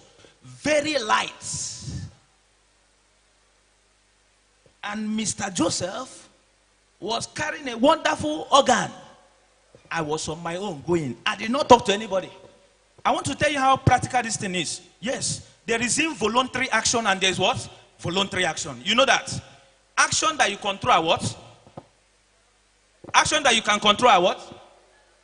Voluntary. Action you cannot control are what? I was on my own walking. I wanted to go and buy Milo across with my sportswear. Along the journey, this man started constructing and go 30, 40. You know what I mean? The man started coming. 1, 2. I say, God, oh. I started speaking in tongues. God, what am I thinking? As I'm talking, the thing was coming. From 30, the thing enter and go 45. That is half of 90. I said, no, something must be done. I started challenging the thinking. I said, come on, what is that? It happens. If you're a man, if you're a boy here, please be aware of this. I started challenging it. And I was very funny with my challenge. Do you know what happened? Along the journey, I bent down and started drawing a quadrilateral triangle. To direct the mind. Why drawing it? This man started coming down. It started coming down. So, be aware of this. From your thinking, excitement, maybe what you have watched before, your brain decided to regurgitate. Your brain decided to call back the memory of what you watched before. Then you start smiling. While you are smiling, involuntary action will start taking place. Let's move on. We'll talk more. Please, next page. Next line. Aha. Look at that one. Wet dreams. I asked a student what is wet dream. It was like, when your dream is wet. When your dream is what? Wet. That is not the answer. as you are growing mature, there is a liquid that is produced in your testes, known as spermatozoa. Known as what? Please listen very carefully. A liquid coming from your testes. They come from the testes through the epididymis, from the epididymis, passing through the vas deferens, and you ejaculate. As you are now, we have not concluded what you are going to encounter today. All your experience for the day, by the time you go back to sleep, we call it fantasy. We call it what? Fantasy. By the time you go back to sleep, you see yourself. Maybe a little rainfall. You see yourself. Human being must react. We are living things. You see yourself behaving somehow. Before you know, you start holding the pillow, the innocent pillow. Pillow did not do you anything. You start holding the innocent pillow and sleep off and start having some fantasy dreams. Before you know, there will be, I call it colloid. Some liquid will start coming from your penis. Then you see your underwear wet. Your boxer will be very wet. Some of you will wake up, you know how to do it here. I'm very sure. You seated here, you know what I'm talking about. You rush and check others that are sleeping. Nobody's awake. You immediately change the what? Boys, we change the what? And put it under where? Where do you put your... You immediately pull it and say, Jesus. You refuse to tell anybody in the house. Happy if I'm your father in that house. I'll meet you. Obodo, this is not the boxer you were wearing last night now. Have you bathed? How did you change the boxer? I'm a biological father. You will talk to me. I'll say, where did you keep the other boxer? And when you check the boxer, when you check it, if you touch it, it's slimy. Draws like okra. Boys, if your own is drawing like okra, let me see your hand. If you are pretending, okay, I should pretend, do. Every masculine, when you touch it, it draws. Please just know that you are now matured. Guide yourself very well. That thing that is drawing, that is slimy in nature, is what we call spermatozoa. The spermatozoa. spermatozoa. Spermatozoa. If that thing enters the body of any female that is fertile, she will be pregnant. You'll become a father. So when you hear wet dream, it's normal. These are discharge of Siemens. Discharge of what? Siemens. Siemens are spermatozoa, which is normal. As a boy, you are supposed to have spermatozoa. You are producing spermatozoa because you are a boy. From where? From the... Who can tell me the hormone that produces the spermatozoa? We call it... Yes? Hey, I love this boy. The hormone that produces the spermatozoa. That produces the spermatozoa. Oh... Yes. The testes. You're almost there, not the testes. Yes, my brother. The epidermis. No, epidermis is part of it.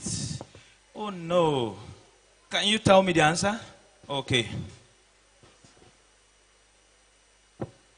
Testosterone. Put your hands together for this boy. I said clap for this boy.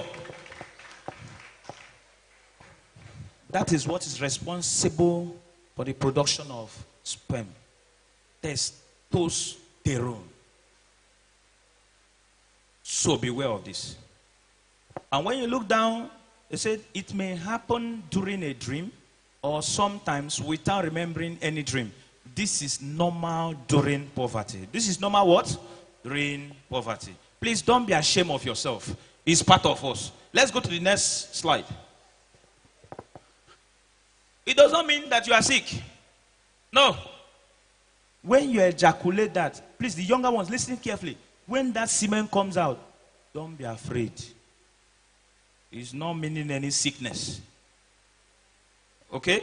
It's part of the life puberty changes that you experience as a masculine. Are you following?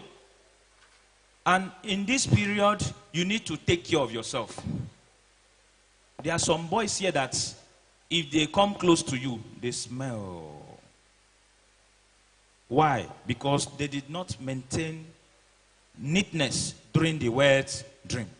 When you have wet dream, you don't maintain wearing the same boxer. You change it. You do what? You change it.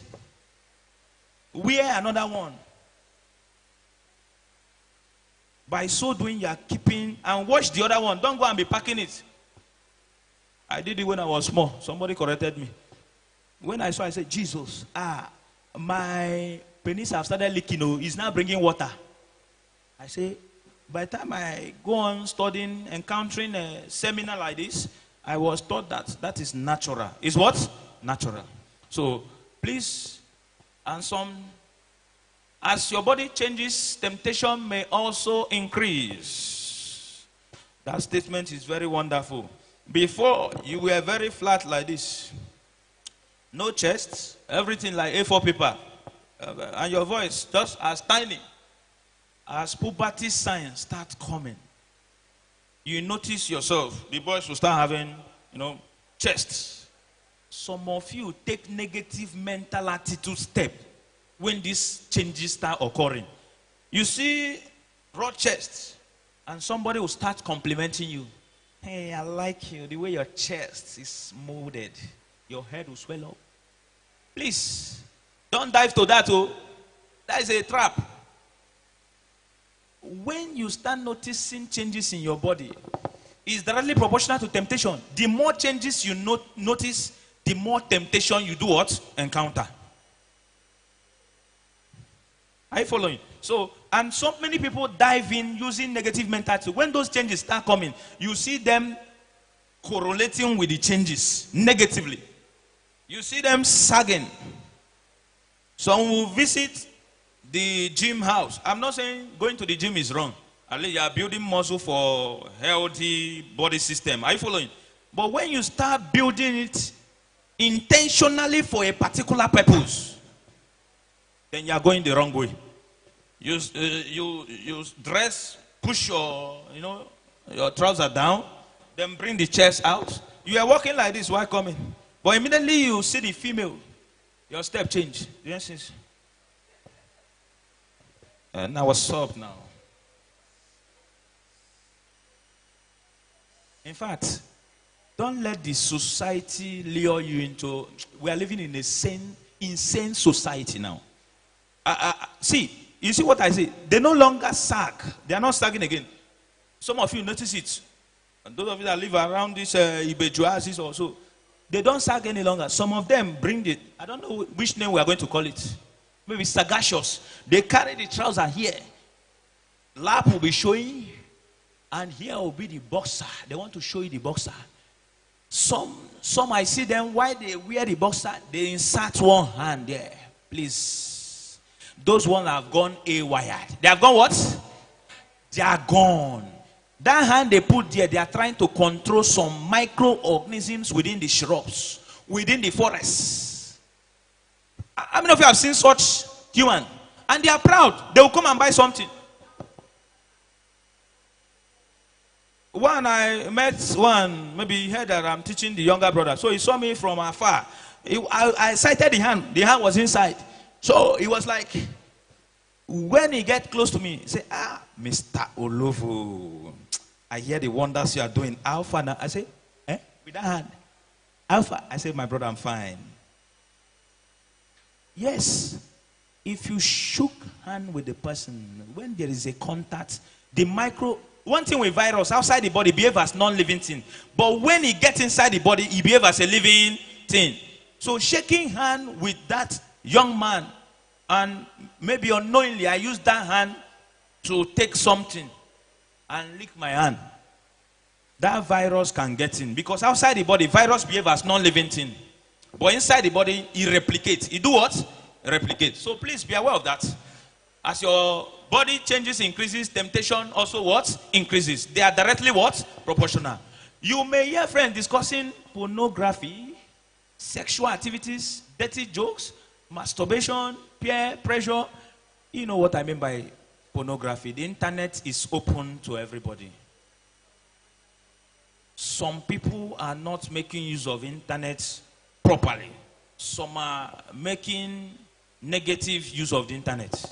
They source out films where they have sexual intercourse. They watch it. Hey, pay attention. When they watch this video, please, these videos are addictive in nature. You may say, let me watch it today. Tomorrow, I will not watch it. As you watch it today, I'm talking to you as a big brother. I'm telling you the truth. They are addictive in nature. As you watch it today, the next day you say, I want to see another style. As you keep doing it, you are destroying your emotional life. You are destroying your what? Emotional life. So please run away from pornography. And if you are already addicted to it, please, I want to let you know today you can come out. Number one, taking brutal action by deleting every videos. Blocking all those sites. Yes, you block them. Then when you do that, you avoid friends that will push you to go and watch them again. There are so many wicked friends that will tell you, have you seen this video? Have you seen this one? They will try to show you another type of video by luring you. By the time you watch it, you become committed again. So run away from pornography. Tell your neighbor, run away from pornography. It's not meant for you. Well,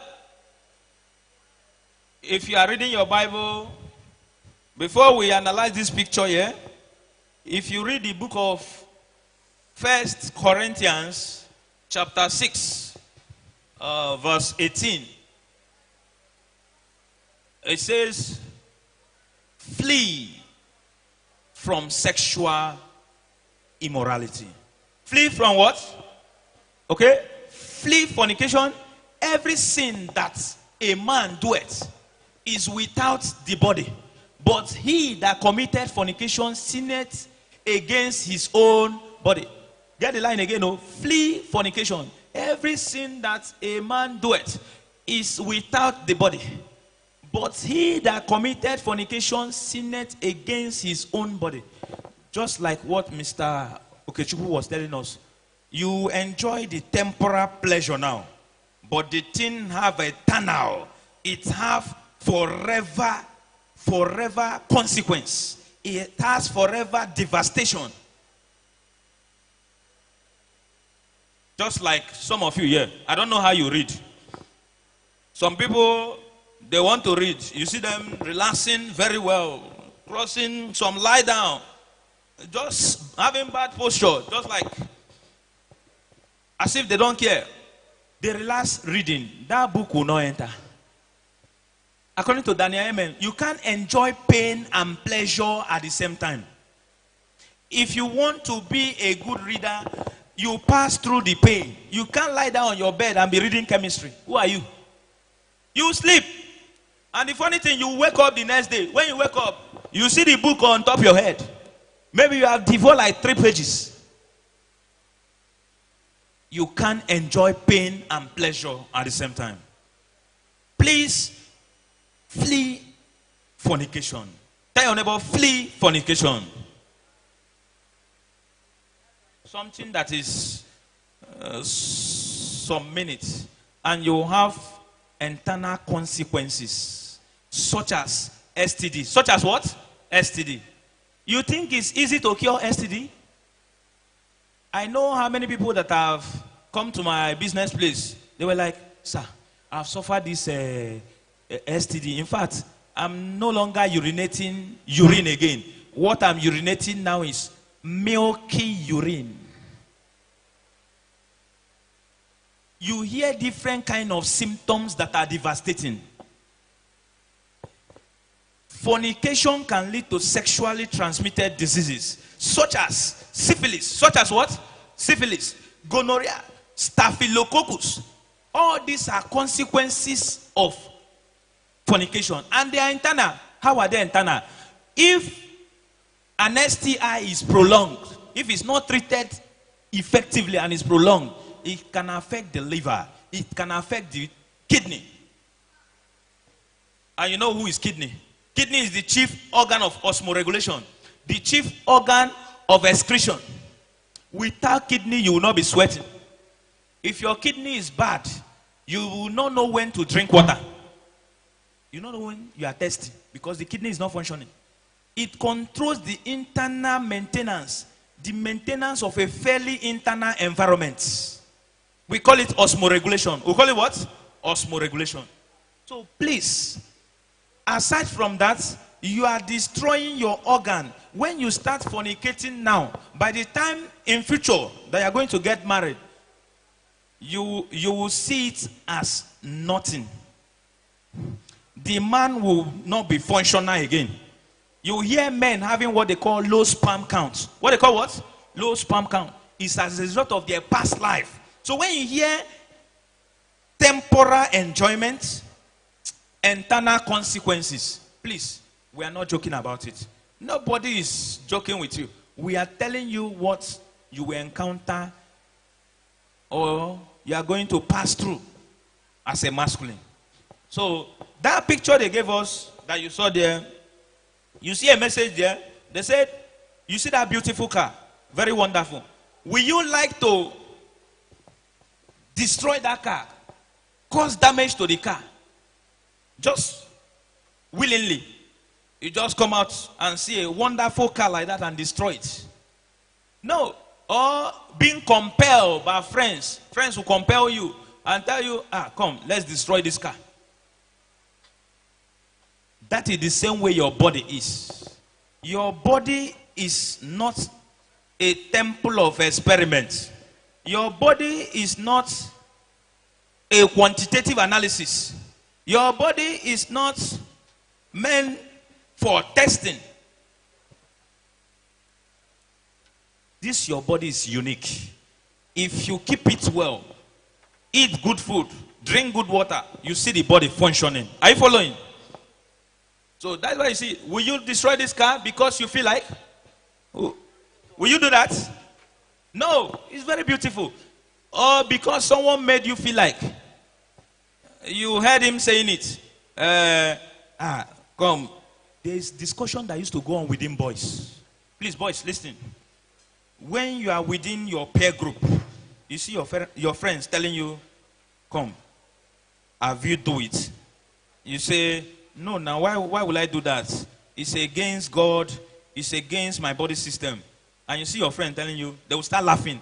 Lackadaisically. You will be like, am I foolish? You see them laughing at you saying, look at you, mumu. We have gone far. You are left behind. You are left behind. Do like other boys. They will tell you to push forward. Come on. They will put pressure, maximum pressure on you. If you are wise at that moment, you leave it. You leave that communication and flee. The same thing happened to me. I attended a birthday party of my good friend in university. I didn't know that all of them are alcoholic in nature. So they take alcohol. All of them take alcohol. So the drink they shared, no mineral, no Fanta, no Coke, no malt. What they distributed was beer. Our very tender age, they distributed beer. So I saw the one I am older than. The boy removed his singlet. He was like, wow, he opened it. While the beer was going on, they passed shisha. You know the one they call shisha? That one, they smoke it. When they inhale it, smoke will be everywhere. They were passing it seat by seat. Seat by seat. When they got to my seat, they drop a gold bag. I say, I'm not taking. All of them started laughing.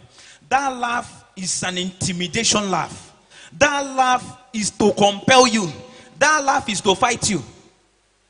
When they drop, I say, I'm not taking. If you have malt, give me. They say, we don't drink malt here. I say, no problem. I'm okay.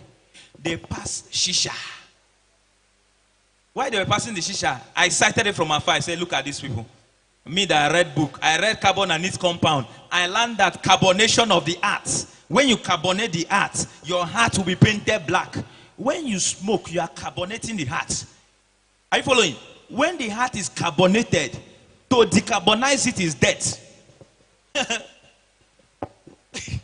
I don't know whether you have tried to put on through the exhaust of generator. Put your hand there, you see carbon.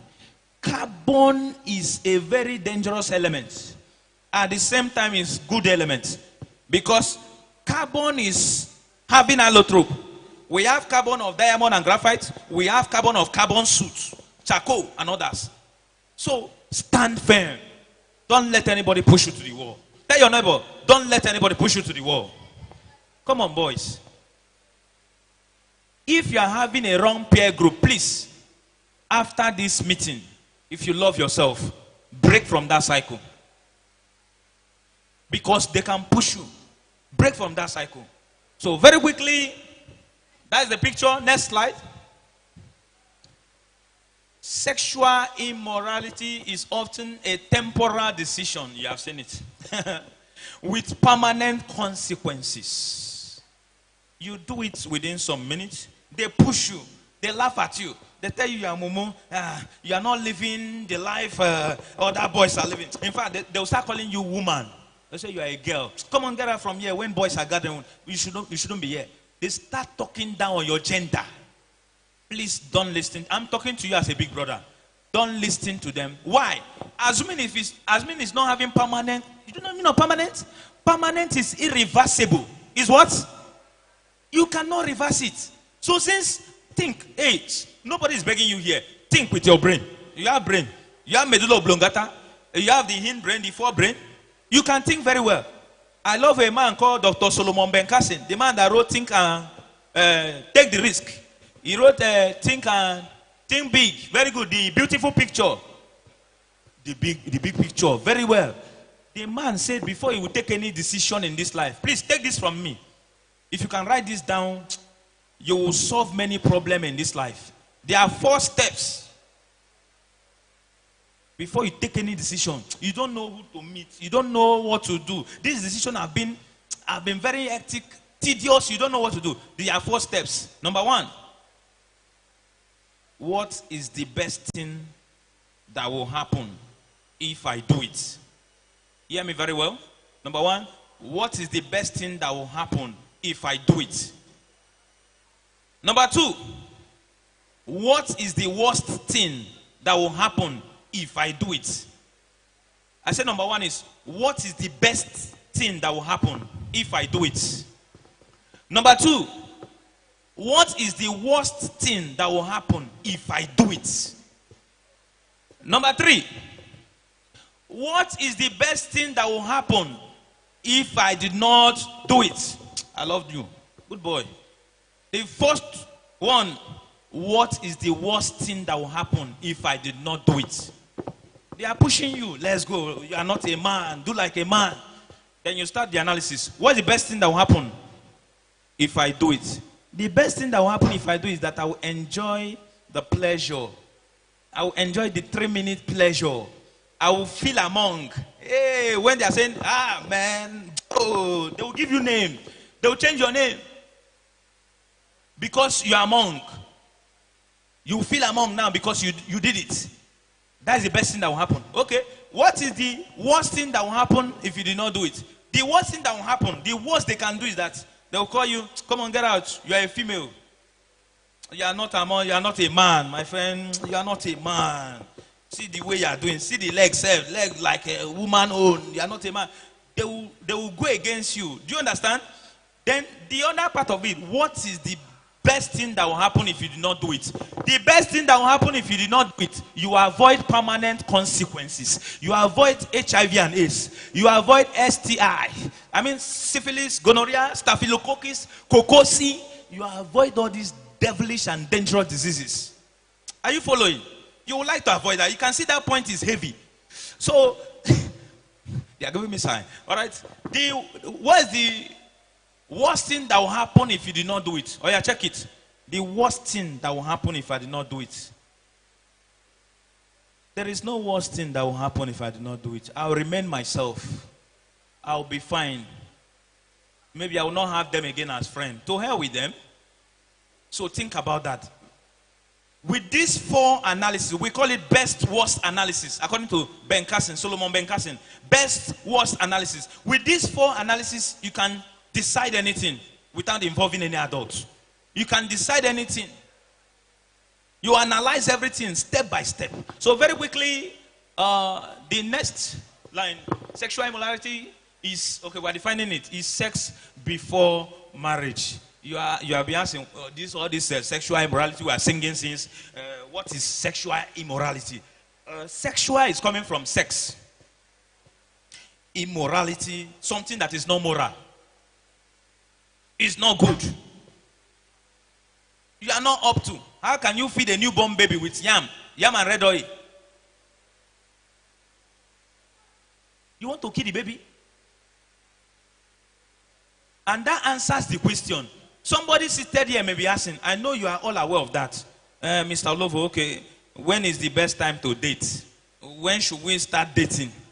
If you tell us no sex without before marriage, when should we start dating? My brother, you date when you are ready to marry. As in, you are ready to marry very recently. Then you date. You carry out a date to study the person you want to marry. Yes. The question was asked in LASU when we visited LASU for seminar. They said, when is the best time? All these things, some people keep asking, at what age? The best time to date, if you know you are ready to buy baby rest. You know you are ready to buy tutoli. You know you are ready to buy Pampers. Then go and date. So, sexual immorality is sex before marriage. Avoid it. Avoid it. Watching pornography, touching private parts. The one you call soapy. Nigerian music industry, many things that they are filtered into our ear. You see somebody that cannot cram, it asks the person what is a nuclear reaction. He cannot tell you that is a breakdown, spontaneous disintegration of nuclear of an atom, but the person will cram the lyrics line by line of a music. Where is that music? I cannot see. They say, oh yeah, sing it. You are pretending. We need to give you one strokes of the cane. You know the song I'm talking about? I say, You'll be following the lyrics. What they are corrupting the mind. By the time you listen to them finish, you go into your room.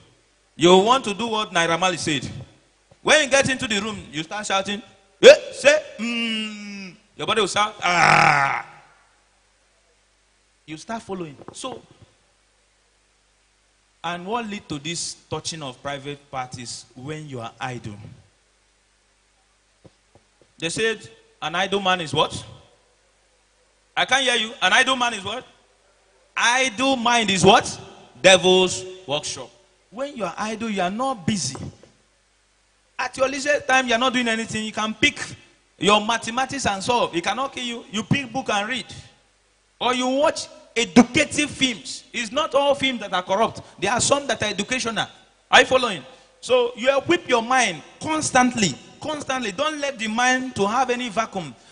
Make sure there is nothing like unconformity. Every space is filled. So while doing that, you have a good life as a masculine.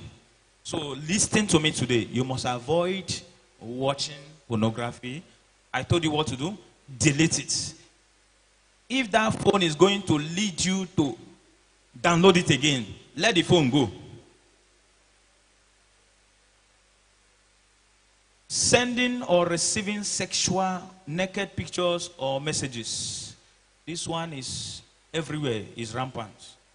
You see, check any child phone, masculine phone, you see them having pictures that are sensitive.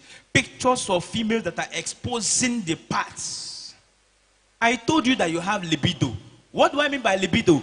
Libido is when you watch all these pornographic videos, you watch all these sexual pictures, you see them, when you see all these pictures, you get aroused. The thing will go and affect your libido. When this thing affects your libido, what is the first sign you're going to see? You will see the involuntary man. The involuntary man will start responding. Constructing unknown angle. It not go school of maths, but it's constructing the angle.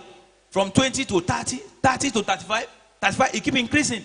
So if you avoid all this, then your mental health can be balanced. Are you following? Because of time, allowing someone else to touch you wrongly, yes, you have to be careful of your body. I told you about the skin of the penis. Boys, is sensitive. Biologically, the most sensitive part of a man is the mouth of the penis. Be careful. When sensitized, you start laughing like somebody that chewing crayfish. You start laughing anyhow.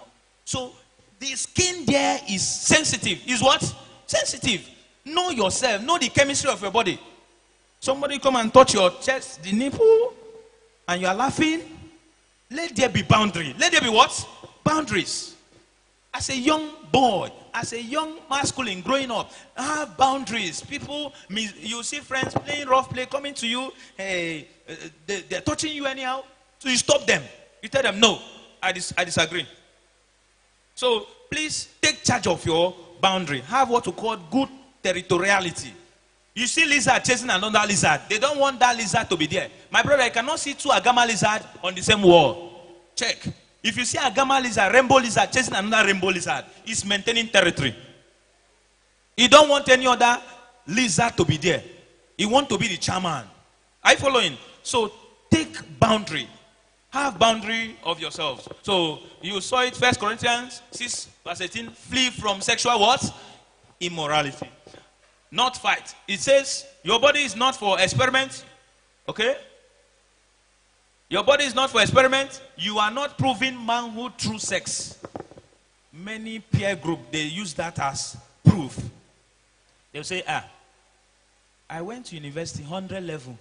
So some guys gathered. I thought they are my fellow human, the way I think. I joined them. I said, my friend, Alpha, I was the lecturer. They said, fine. The topic changed. I started hearing, how many girls have you slept with? One of them that sat very well, said, uncountable. All of them started hailing the guy. Yeah, baba, baba. They started asking one after the other. I was like, Bad communication can corrupt good what? Manner.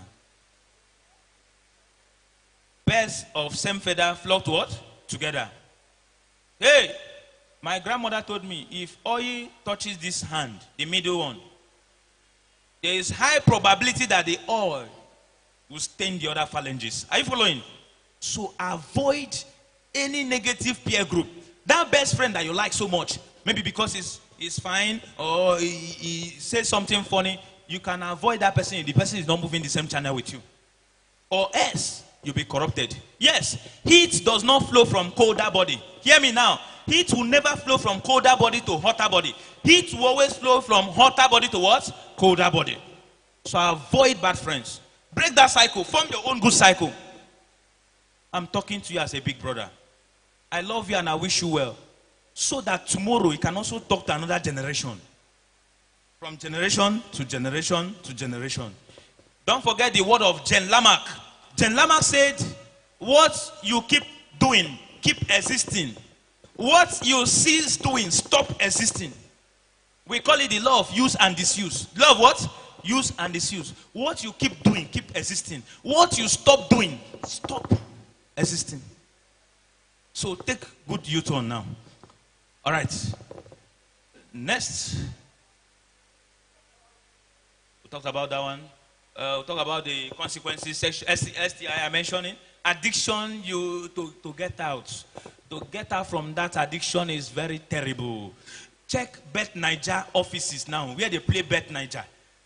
Where they play Bet Niger, you see boys languishing in poverty. You see somebody that go and walk, sweat, with the ciliary muscle, work his hard-earned money, and he's being paid 60,000. He will carry that money, 60,000, and enter Bet Niger. I don't know how Africans are foolish. You will start looking toy. Something that have been programmed. It's called programming. They are programming and they know the end of the result. You start looking at Tottenham to win. You put your hard-earned money. Tottenham will go and lose. And when they lose, they will start shaking each other. You see them greeting one another. Your money is gone. See many youths languishing because of addiction. Addiction of Bet Niger. Addiction of sexual immorality. When you start it, it's very hard to disconnect. So that's why I'm telling you, never start it. Don't even start it. So very quickly, next slide. Teenage pregnancy. Yes. I told you, you wouldn't like to buy baby rest now. You wouldn't like to buy baby rest. Brother, you like to buy Pampers now? Who want to buy Pampers now? Nobody. You wouldn't like to buy Tutolin. I know what I'm facing as a married man. Around 2 a.m. Nothing is wrong with that boy. My son will start crying. He will just cry small.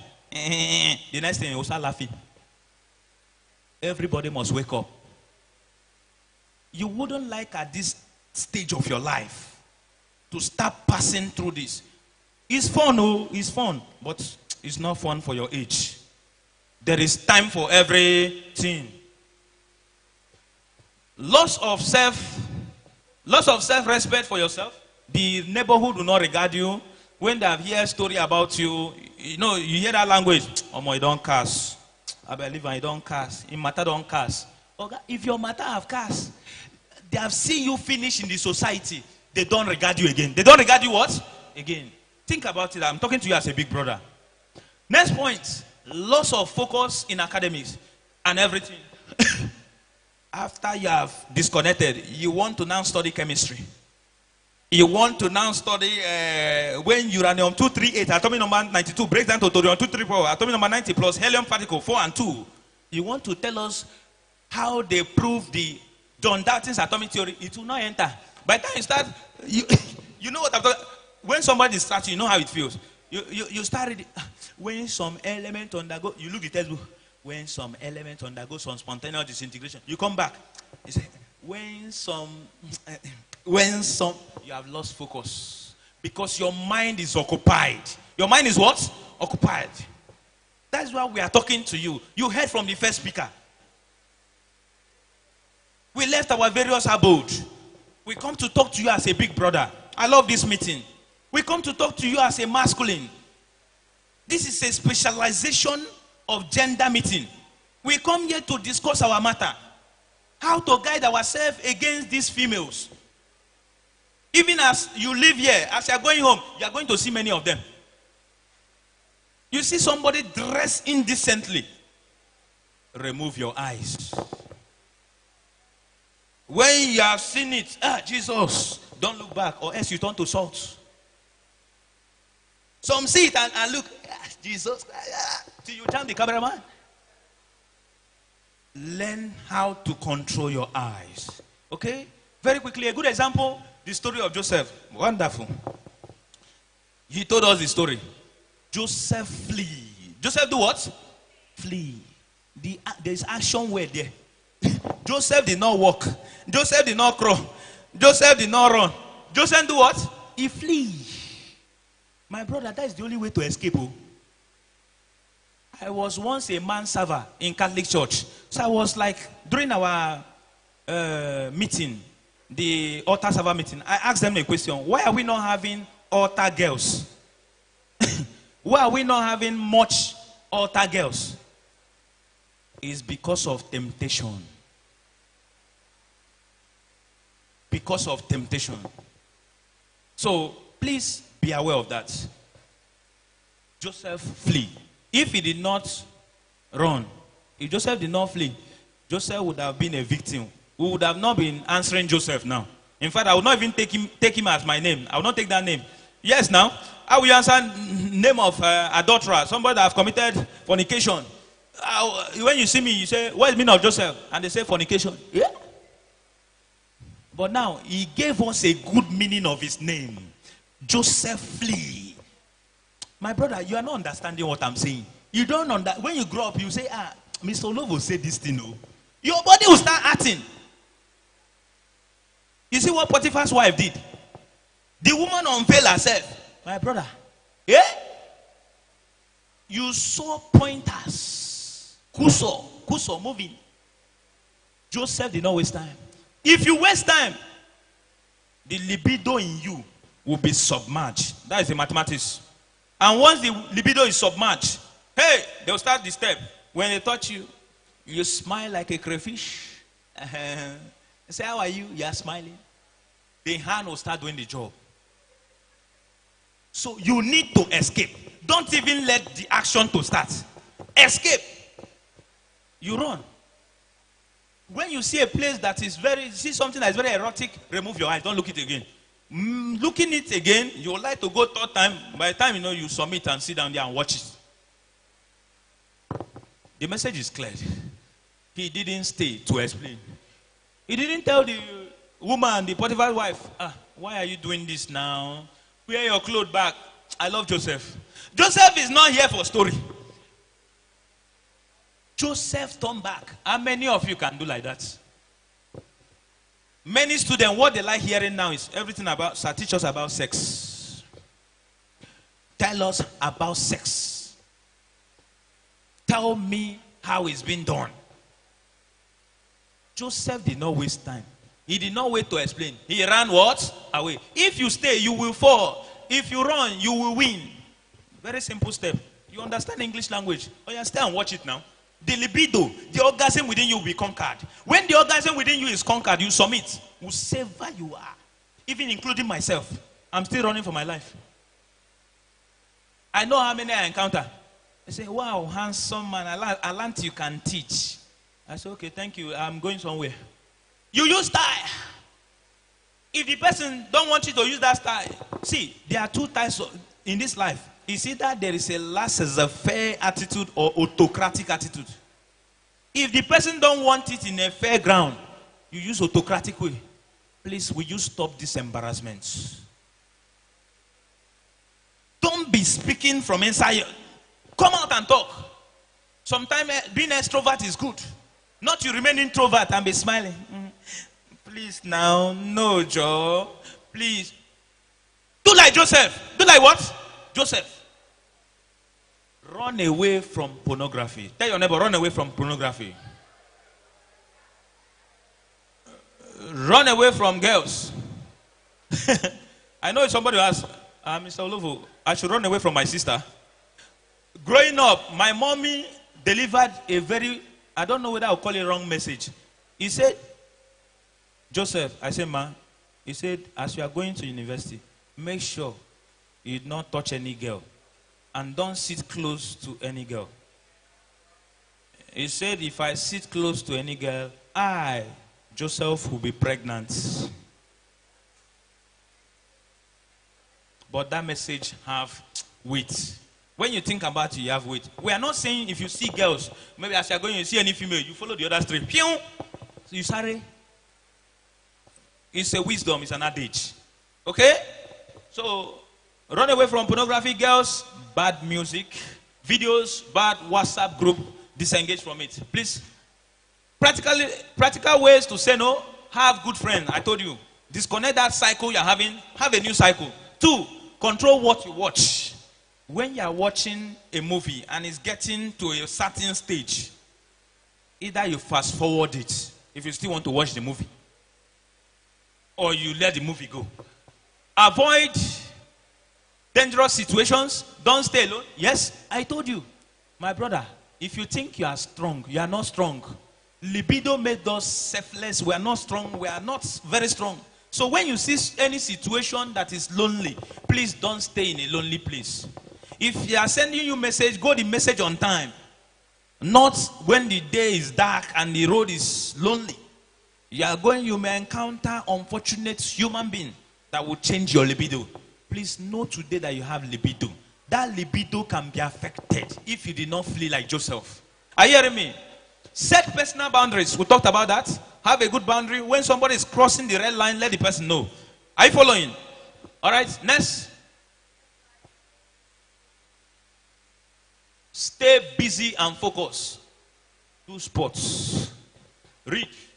Develop cognitive skills. when your mind is idle, that is when you start thinking all those negative things. And I would like you to behave like Napoleon Hill. Everything in life, Napoleon Hill approach it with PMA. PMA means positive mental attitude. Okay? Next. Declarations. Okay, you're going to say after me? Please, this is the last stage. I am not begging you to say it. If you know you are not willing from your heart, I'm talking to you as a big brother. I would like you to become that medical doctor tomorrow. I would like you to become that mechanical engineer tomorrow. I would like you to become that pilot tomorrow. I would like you to study that chemical engineering tomorrow. That wonderful profession you seek, I would like you to study it. So if you are willing to do that, I'm standing as a middleman. So you are going to say this after me. Open your mouth. Say, I am in control of my life. I'm not seeing any tenacity from your voice. There is a kind of tenacity that you hear this story finish. Mr. Olovo, come on. Seeing there will be better life. I don't want to face the hard consequences. You will see that zeal from your voice. I said, say, I am in control of my life. I will not destroy my future. Touch your chest. I will not destroy my future. I will not destroy my future. I will say no to sexual immorality. And as you have pledged to yourself, we have a super being called Supreme God. I pray that the Almighty God will help you. The Almighty God will help your libido. I'm not hearing him. I said the Almighty God will help your libido. And you achieve your purpose in life. God bless you. Amen. Mr. Olovo Joseph. Thank you. Can you join your hands together for Mr. Olovo? You are not clapping. Please join your hands together for Mr. Olovo.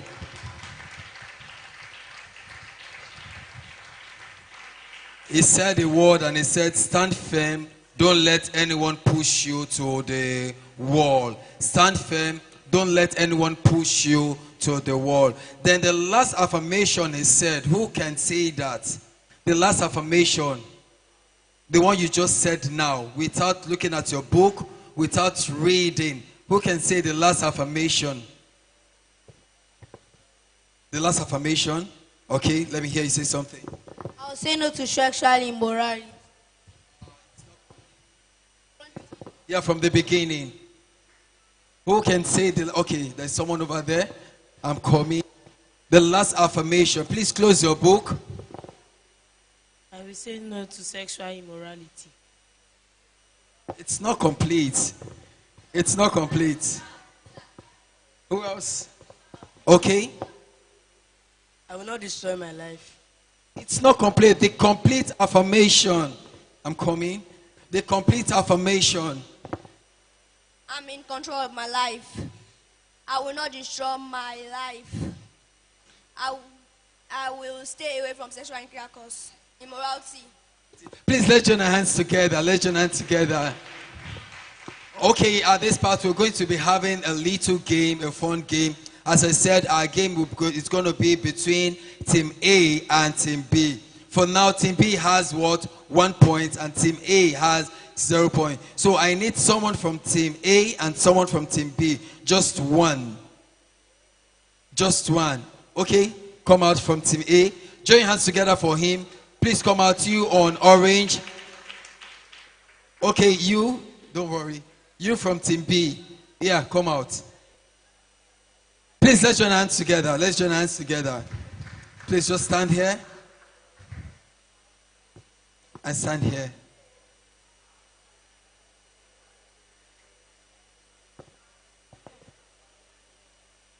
Okay, so immediately after this session, we are going to be having time for questions. I have interesting questions here. And who that will be answering our questions are Coach Onovo, Coach Green, Dr. Ayemoba, and Coach Ene. And I will be asking. I'm glad that boys are really asking questions. If you've not written anything here, you are very, very wrong. Don't write your name. We don't need to see your name. I have interesting questions like, If my penis rises in class and my teacher calls me out to explain something on the board, what do I do? If my penis rises in class and my teacher calls me out to explain something on the board, what do I do? Could we please give a round of applause to the person that asked this question? I'm proud of you. I'm proud of you. God bless you. And I pray you won't make mistakes that you cannot correct in Jesus' name. If you have more questions, please write it down. Please don't write your name. Ask your questions. We are going to have our panelists sitting down here, and each of them will answer you before we take the final sessions on drugs. If you have not written your question here, you are wrong. All right? Games. Thank you, man. So the games is very simple. I'm going to blindfold you, and you will try to give a match on the spot without leaving the box. Do you understand that? Why the media will help us with music, why we'll blindfold you, and you try to match on the spot without leaving your spot.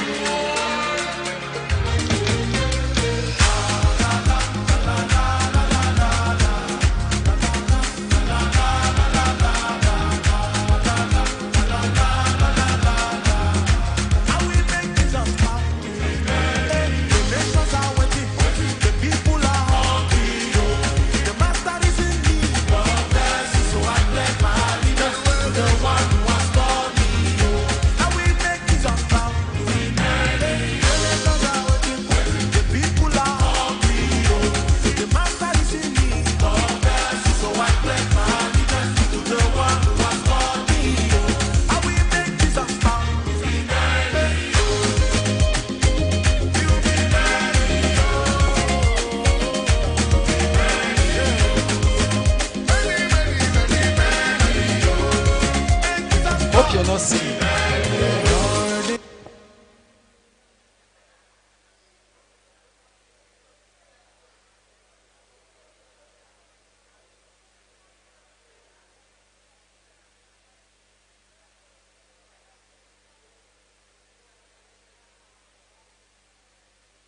Okay, are we ready? Are we ready? Media, please, the music. You match left, right. Left, right. Media, the music, please. Are you ready? Left, left, left, left, left, left, left, right. Left, right. Left, right. The DJ, please let the music go up. Media, please, can you help me raise the music? Please, can you help us increase the volume of the music, please?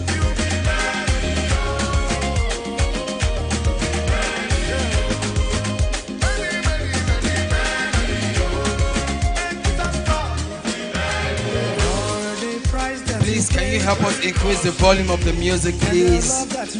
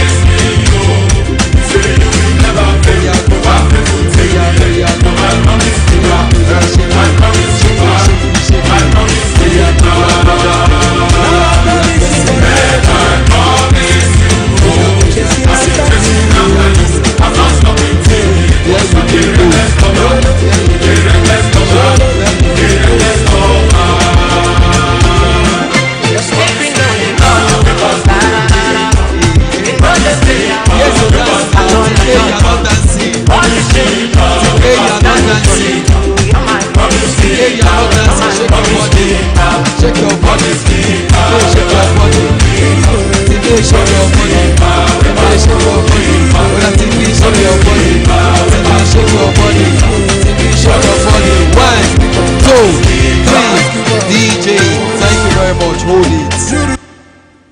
Okay, just stay where you are. Just stay where you are. Let's join our hands together, please. Join your hands together. And we have...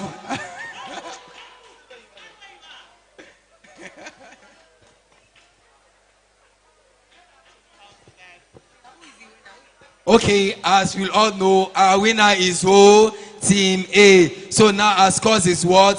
1-1. All right, please let's join hands together. Let's join hands together. Okay. Our parents will dance on the spot today. Please give them a round of applause. Are you excited? Are you excited? Please give them, encourage them. Okay, do you like, is it okay like this, or we should do male and female, or male and, is it okay like this? Yes, all right. Please come here, up here. You just dance on the spot. Okay.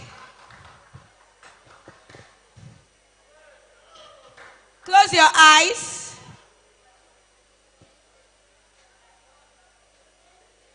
It's not long enough.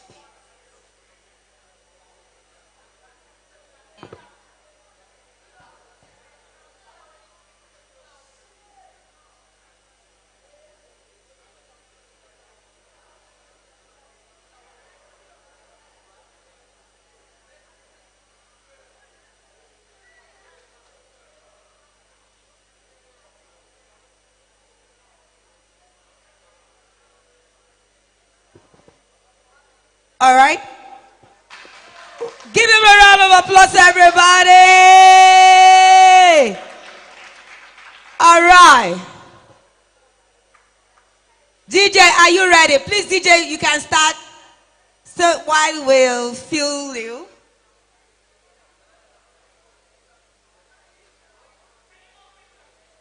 Can you please take your seat? Hold on, ma'am. Please dance. Hold on, ma'am. It's not yet ready. Our parents too are coming to have fun. Let's go. 1, 2, 3, go, dance. Hey. Please make sure your leg is leaving the floor. You shake, make sure your leg is leaving the floor. Like raise your leg up, everyone. Let's raise the leg. Let's raise the leg. You shake, wake up. The people are shake. The master is in me. So I play. Let's raise our leg up. Let's raise our leg up. Raise the leg up.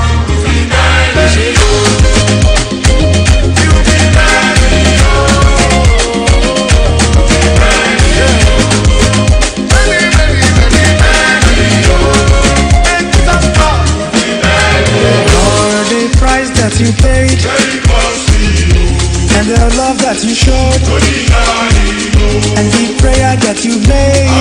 Let's move our legs. Let's move our legs. Let's move the legs. Lord, the price that you paid and the love that you showed and the prayer that you made. You are getting closer to the fan at the back. You can move forward. You are getting closer to the fan. You can move forward.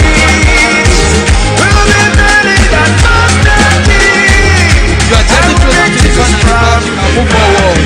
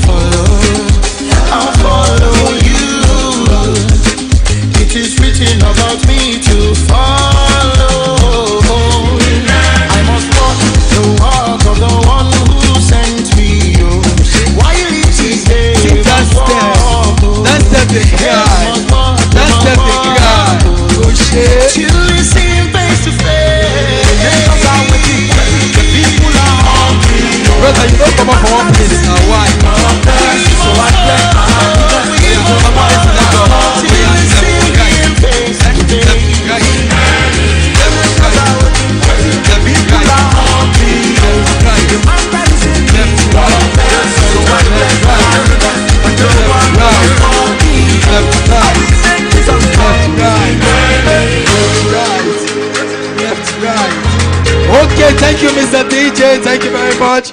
Thank you. You can open the face, unfold the face now. And we have our winner here.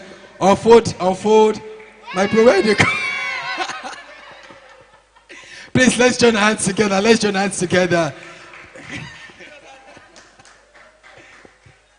Thank you very much. It's time for questions. Please, could you please bring out 4 chairs?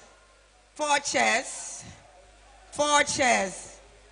Please, let's clap our hands for Coach Green. Please settle down. Please clap your hands for Coach Green. Settle down. Please, could you please... Snacks.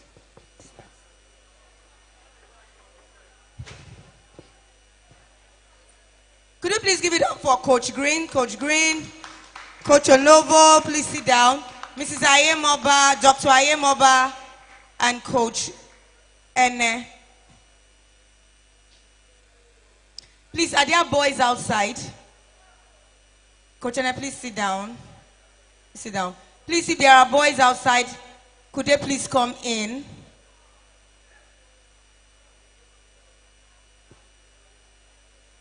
First question here.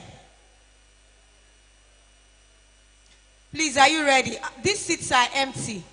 Okay? This question, I collected some phones because while you were teaching, and somebody now sent it. If we collect your phone like that, will you like it?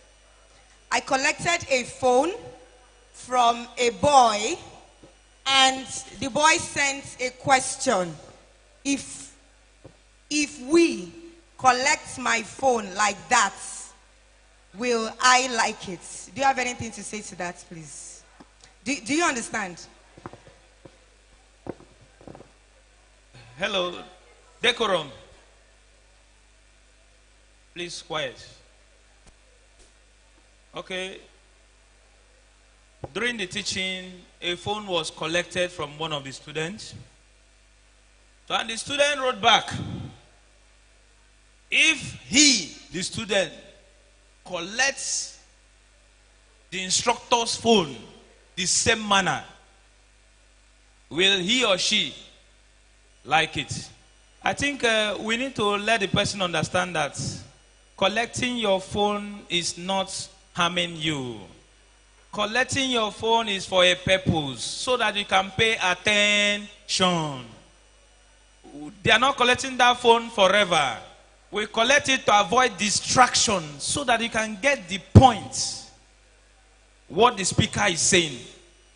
Because whatever the speaker is saying is verbal, is not written. So he's saying it for you to hear. So when you are operating your phone, you will not communicate. So I think the manner, don't look at the manner at which the phone was collected. Look at the future consequence of collecting the phone, which is to make you listen and gain knowledge. Thank you. No work. All right, thank you very much for that question.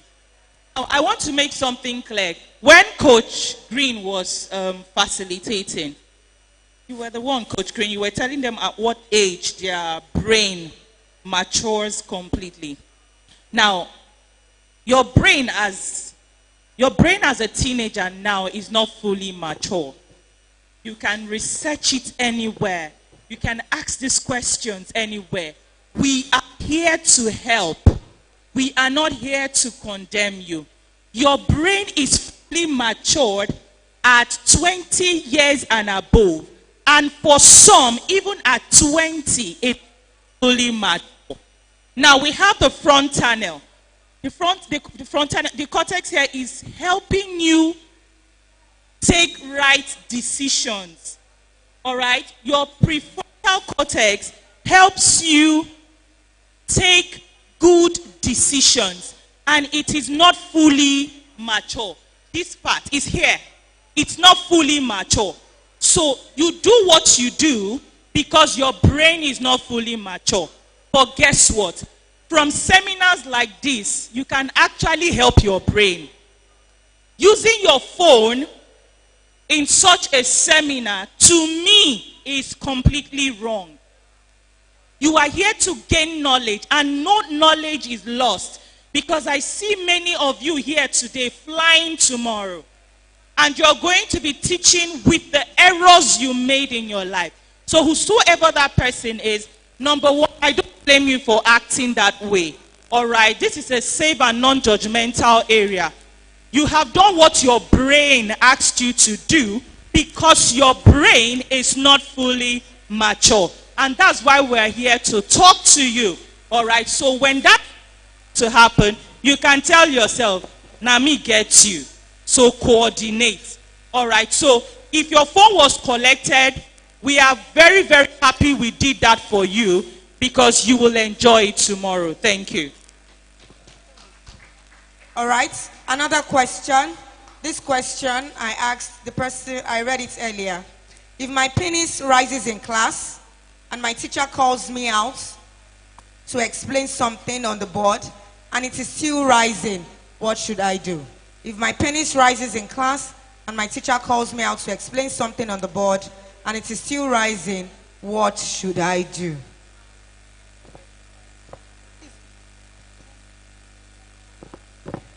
All right, if I'm in the classroom, I'm a boy.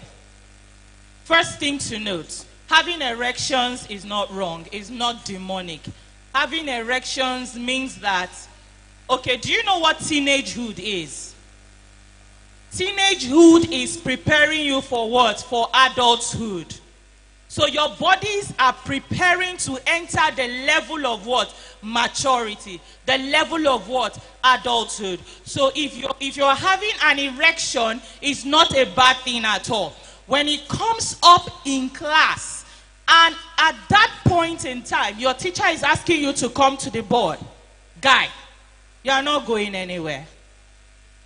You say, "Excuse me, look, I am not going to teach you to lie. But there are certain lies that will help you keep covered. Then after the period, you can go to your teacher and explain to your teacher. Say, sorry, it's either I don't really have an idea. I would love you to throw more light on it." And while you are seated there in class, and your teacher is saying, "Please, Ene, come and explain this thing on the board." Oh, you already know what is happening to you, all right? He said, "No, sir, I don't really seem to understand it very well. I think maybe if you continue to explain, I'm going to grab it." Then this is what you do. You get if you have your school bag with you, if you have anything with you, this is what you will do. Watch me, please. This is what you should do. This is what you should do. If you have your file, if you have your lunch box, if you have your school book, whatever, if you have your cardigan, your hoodie, whatever you have with you, do this. And make sure not to make too much movement so that you don't call attention to yourself. All right? You do this, you keep your mind intact. Take your minds off any dirty thinking. Come back to the classroom. Look at the board. Sincerely, at that time, you are looking at the board, but you are not seeing anything. Just keep staring. Just keep staring at the whiteboard or the blackboard or whatever board you are using to teach you. And make sure this place is covered and you are not making too much movement with your body. The more you make movement, the harder the erection. So stay calm. Stay like a very good boy. All right? That was poured water. Just stay calm. So right. Please. Do you have any other person? All right. Thank you. I want to start from the prevention. Because we are taught not to have excuses. So I want to ask a question that will make you to be responsible to your actions. And you start with the question, why? And the question is, why are you having erection in class? Why are you having erection in class? Let's start from there. And the first question you should ask yourself is, what are those thoughts running through my mind when I'm in class? Am I distracted? Have I watched any pornography that is replaying in my mind? Am I owing up to my thoughts and actions? So if you can ask that question, why? That's one way to answer to help yourself. And the second way is that, what type of boxers are you using? If you are using a pant that is very tight as a boy, it can make you to have erection mostly every time. So I would advise that to use something that is slightly loose as a boy when you are going to class. So you, like Coach Ene said, I want to add to this, that what you can do also is to turn, when you are seated on your chair as a boy, when you have an erection, turn slightly to the left or right, then try and tucking in your shirts. Like she said, focus on something else. Focus on something else. And I want to tell you, erection doesn't stay for a longer time. So immediately you can do that, it will help you.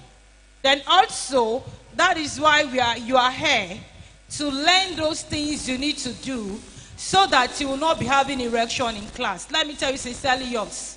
Erection comes mostly, apart from the fact that when you sleep, you wake up. I was telling someone that I had a boy, that was having erection for almost 5 minutes.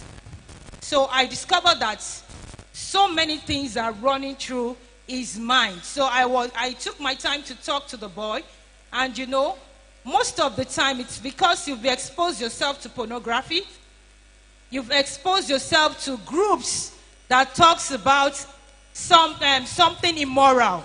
So it affects your mind. And when your mind is affected, it will affect your erection too. So apart from that, do what Coach Ede said. Look for something to cover up. Then get a note and a pen. Politely write a letter, a note to your teacher, and pass it to him. I'm so sure no teacher will stand up in the midst of the class and embarrass you. So politely write a note to your teacher.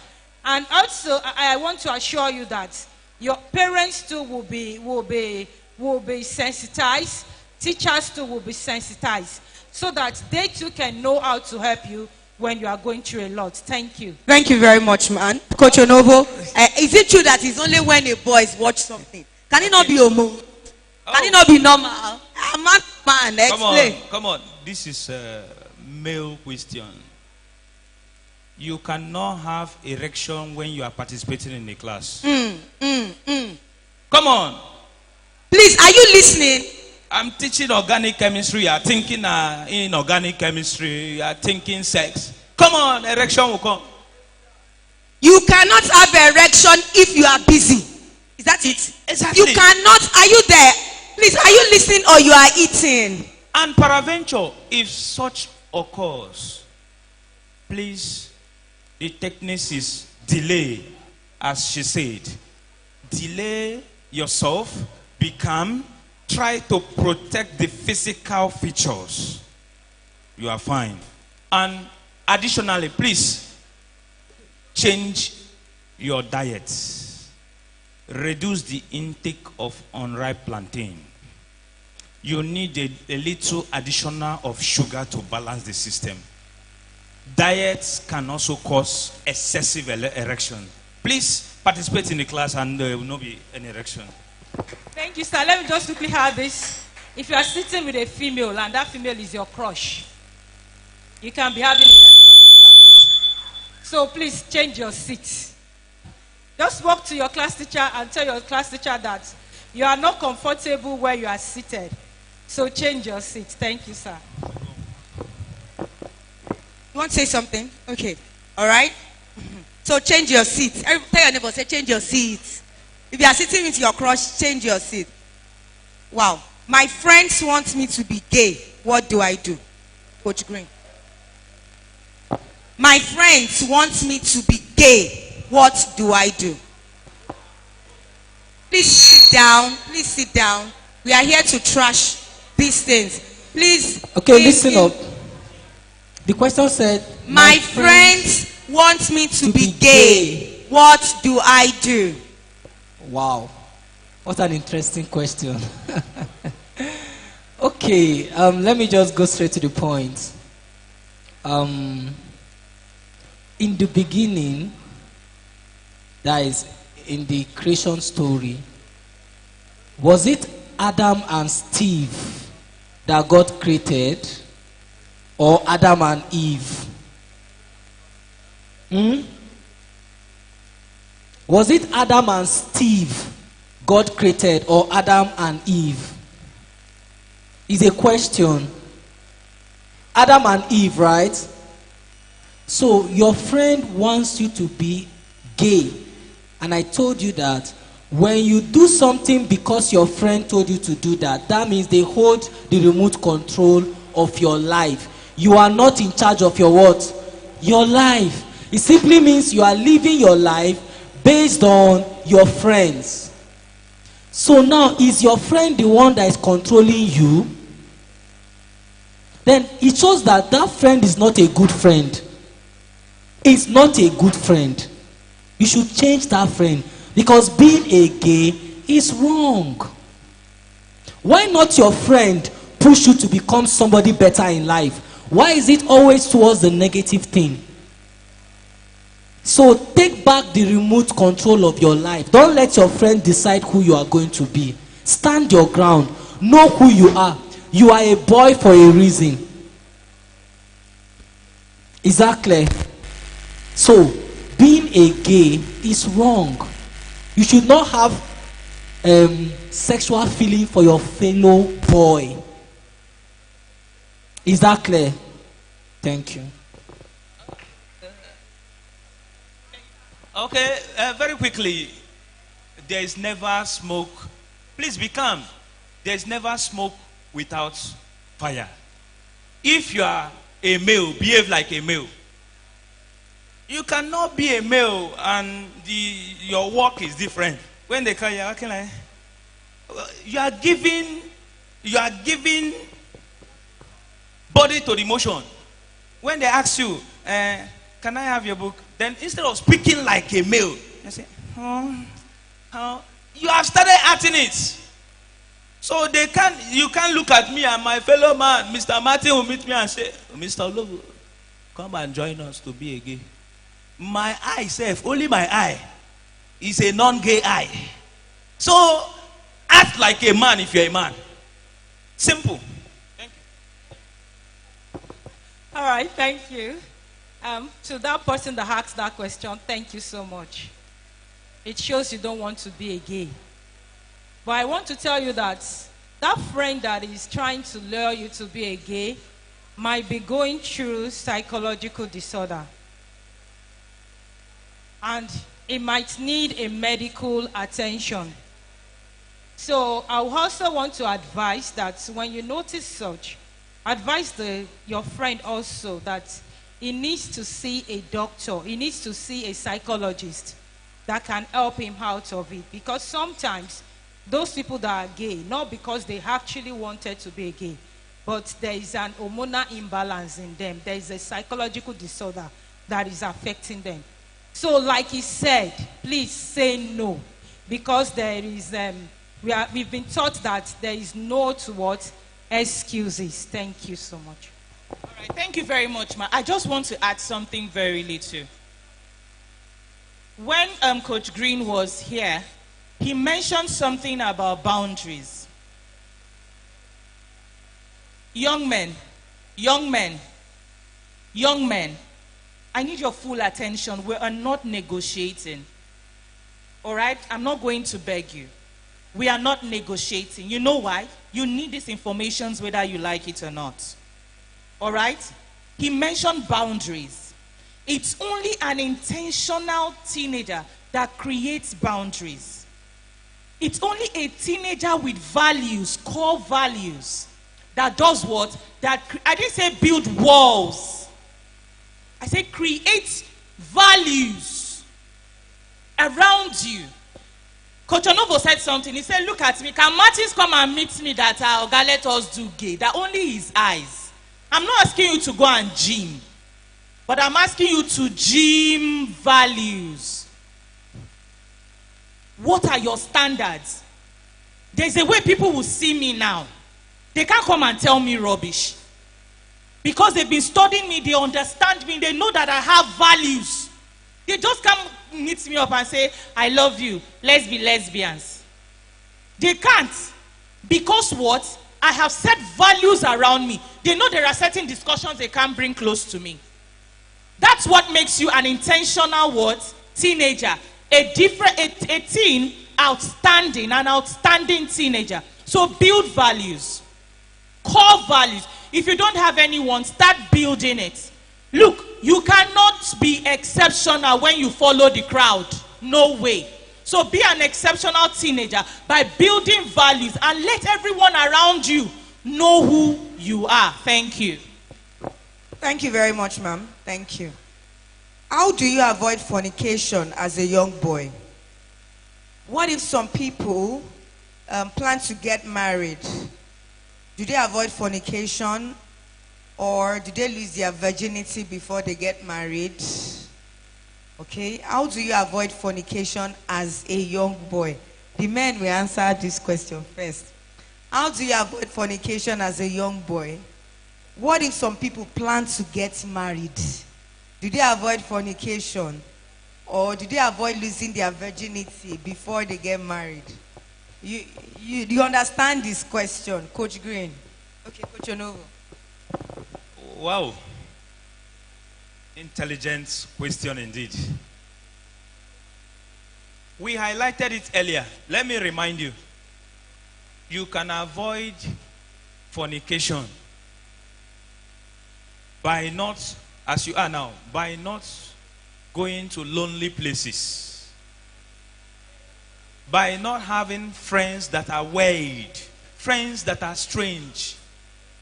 Are you following? By not surrounding yourself with friends that show you erotic movies, pornography to cause their arousal. If there is no libido arousal, there can be fornication. Can you hear me? Sodium can never react with chlorine to form sodium chloride. Sodium can only react with chlorine when it's charged. When it's what? Charged. And chlorine is charged. That is when they react to form sodium what? Chloride, which is salt. So before your body can react, you must have been charged. So avoid those situations, those movies, those photos that can cause the attraction, that can cause that libido to come up. Avoid them, then you avoid fornication. That is one. Part two, you said, I'll answer that question. Are you supposed to fornicate with your future wife before getting married to her? Please, absolutely no. Even if the temptation comes during the meeting, that is trying to know each other, and the temptation comes, you avoid it if you truly love that woman. Don't let that should not be the objective of meeting her. You avoid it. You are meeting her so that both of you can reason together and start a new home. Do you understand? So that should not be the priority. You are meeting her to know the characters. If the characters are permeable, if the characters can flow. Do you understand? So say no to sexual intercourse before marriage. Thank you. Okay, thank you for that. Just to add to what Coach said. We talked about self-control. We are boys and we have emotions. We have libido, like he taught us. Okay? So there are times where it will come.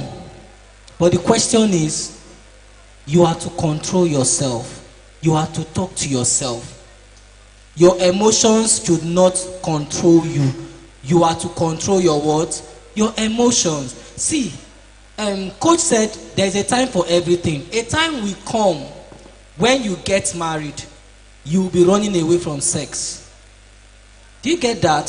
Forget what they are showing in movies. You will not, because there will be other things. So instead of being idle, engage yourself with positive activities.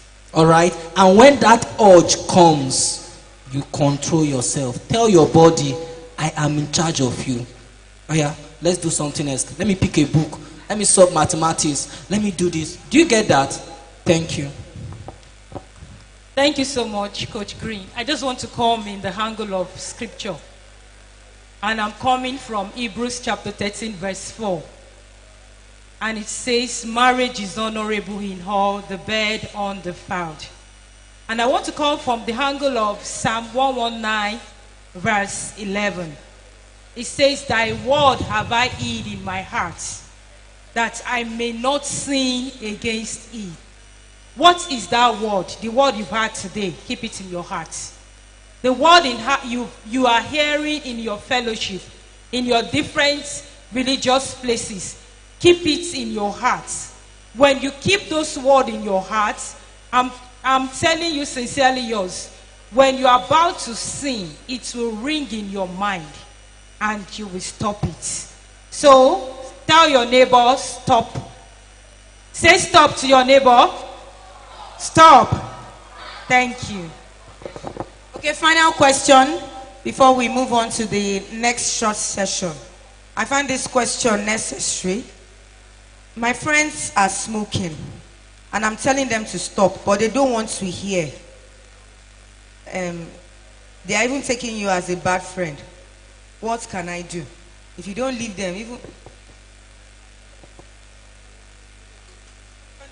But the main thing is, if your friends are smoking and you are trying to discourage them, but they don't want to hear, what can I do? Okay, please. How do you smoke? They bring a fiber. They light it. What did they inhale inside? Smoke. You are inhaling smoke and you are carbonating the heart. Are you aware that generator used to knock?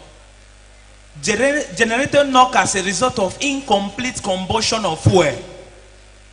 That is why generator knock. So when they keep smoking, you let them know the consequences. Because you already know, when you smoke, the heart can knock. And when the heart knocks, the final answer is what? Death. If you want to die early, they even wrote it there. Are you aware? They wrote it. Smokers are liable to die. So you smoke. How do you know? You have seen the carton, have you? Then why are you smoking? They wrote it. Smokers are liable to die. Nigeria is somehow. Let's just drop it there. You saw it. Smokers are liable to die. And you are still smoking. Come on. All right. No, let me tell you something. You see that your friend that is smoking. Maybe you were friends before he started smoking. And now he's smoking. My dear, you will soon start smoking. No. Just pack your things gingerly and leave that friendship. If not, it will wreck the both of you. You know it's a ship. So if your friend is smoking, you are advising, and he doesn't want to stop, leave that. Thank you very much, Maz and Sas. And please go to your seat. Please give them a round of applause. Give them a round of applause. Thank you very much. We have almost come to the end of the seminar. Our last session in a few minutes is on drugs. Could you please take the next? I think I'm the next speaker, and I'll be talking on drugs. Media.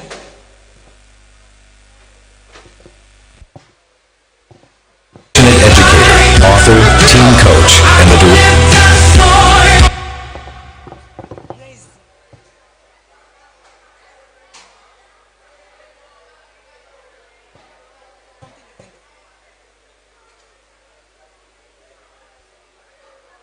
Director of Refined Minds Academy and Folaranmi Bolaranwa, a passionate educator, author, teen coach, and the director of Refined Minds Academy and Serious Schools. Based in Lagos, she is committed to raising children and teenagers who are academically sound, well-mannered, confident, and purpose-driven.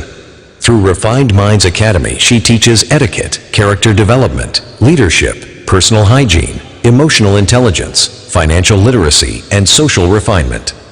She also organizes yearly programs for boys and girls, helping young people grow in discipline, confidence, character, and self-worth.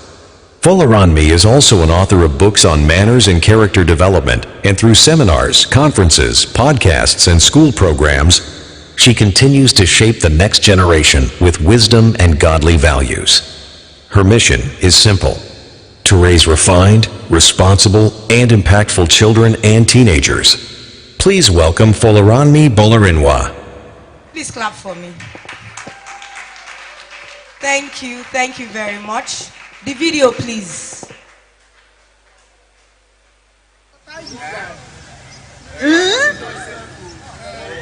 Yeah.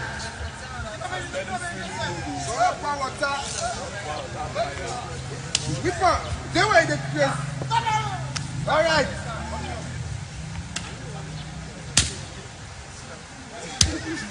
No, man, now.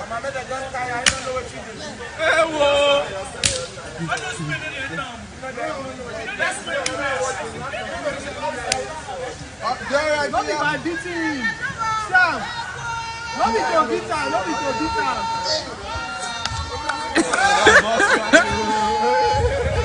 Let them tire. Not be to beat her.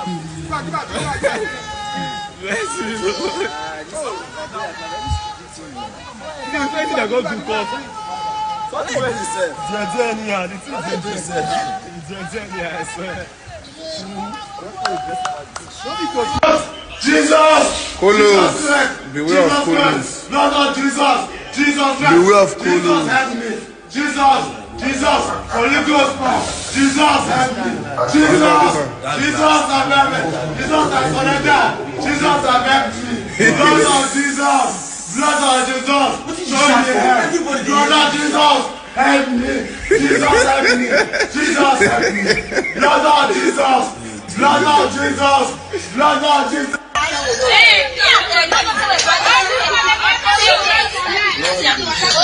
Where you stay so? How many years you say you did? 10 years. So the 10 years when you do, so you go back Kolos, they can't sell for you. For year. Where they say go, they can't sell Kolos for you. Then you can't put her for drink. Take give her. You say now where you stay, where you for call? Urban area, now you for call. You smoke her too. 10 years smoke Kolos. You see drink for inside. How much you buy her? The Kolos, how much you buy her? Who give you the money? Now my friend I bring the 5,000 call. My friend they work. How much Kolos my buy? 5,000. Who go buy the Kolos? You and Mavi. Shut up. Then you can't go buy. You can't. Your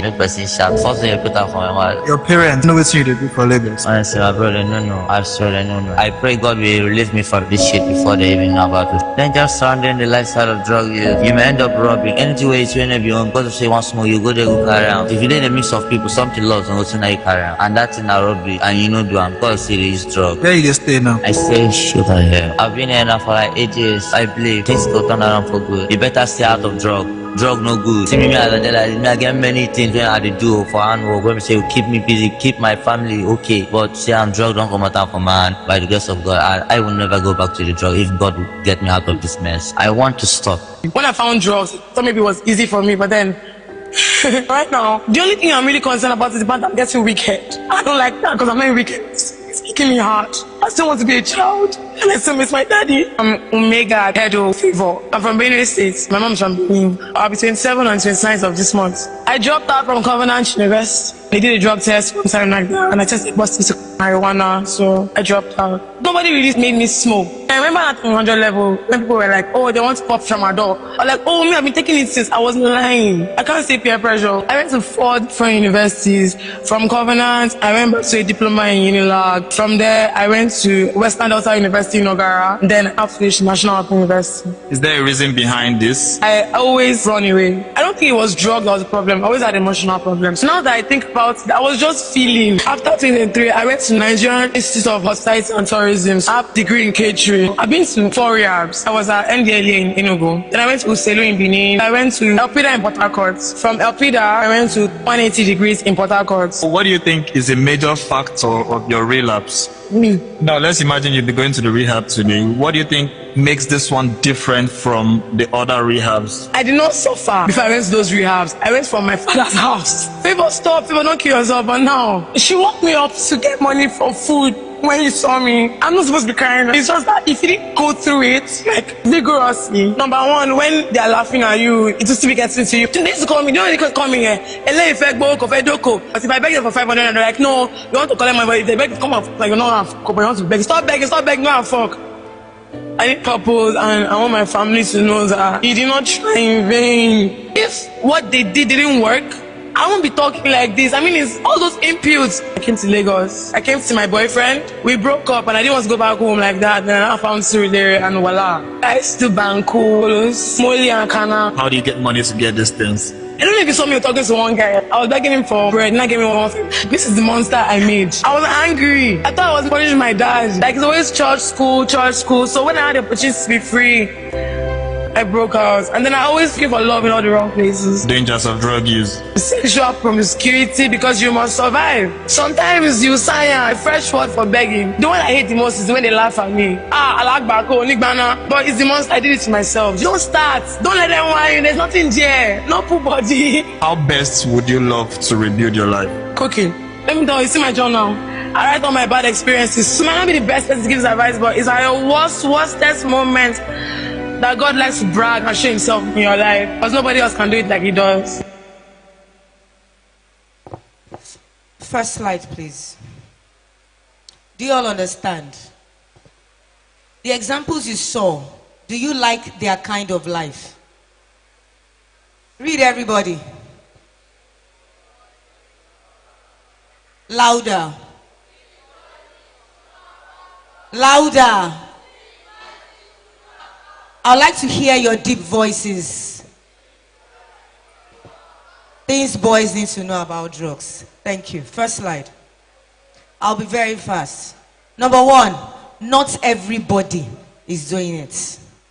There are certain things that we feel everybody is doing. Number one, you think everybody has a girlfriend. Does everybody have a girlfriend? No. If you think everybody is having sex, no. If you think everybody is doing drugs, it's not true. Music videos, movies might make it look cool. They are acting a movie or they are singing songs and you see people smoking, vaping. You know vaping, shisha. You see, smoke will be coming out of their nose. And they make it look normal. They make it look okay. It is not everybody that is doing it. For example, in your movies, you see people flying, right? Superman. You know Superman can fly from one building to another. Does that mean it is okay? Does that mean you will go and try it? It's not even real.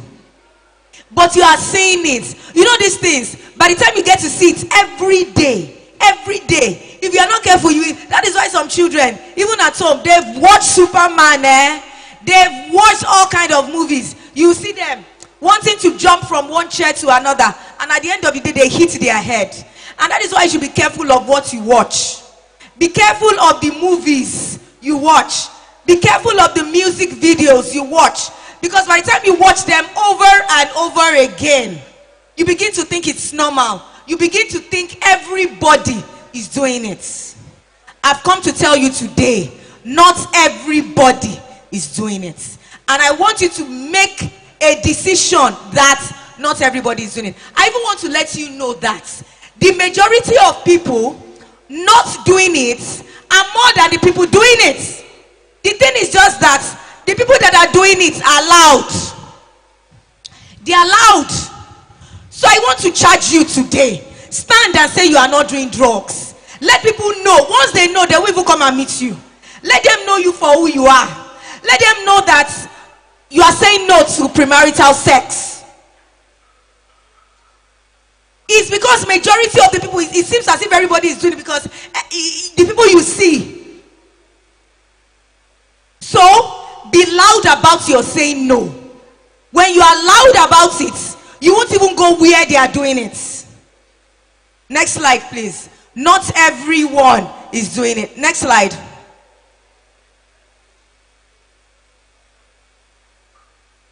Drugs can change your brain.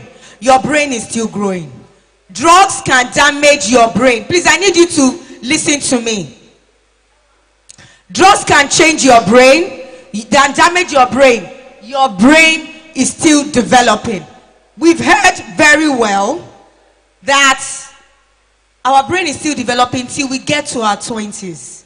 I can imagine us building let's say you are building a block, right? Just imagine you building blocks. That is your brain.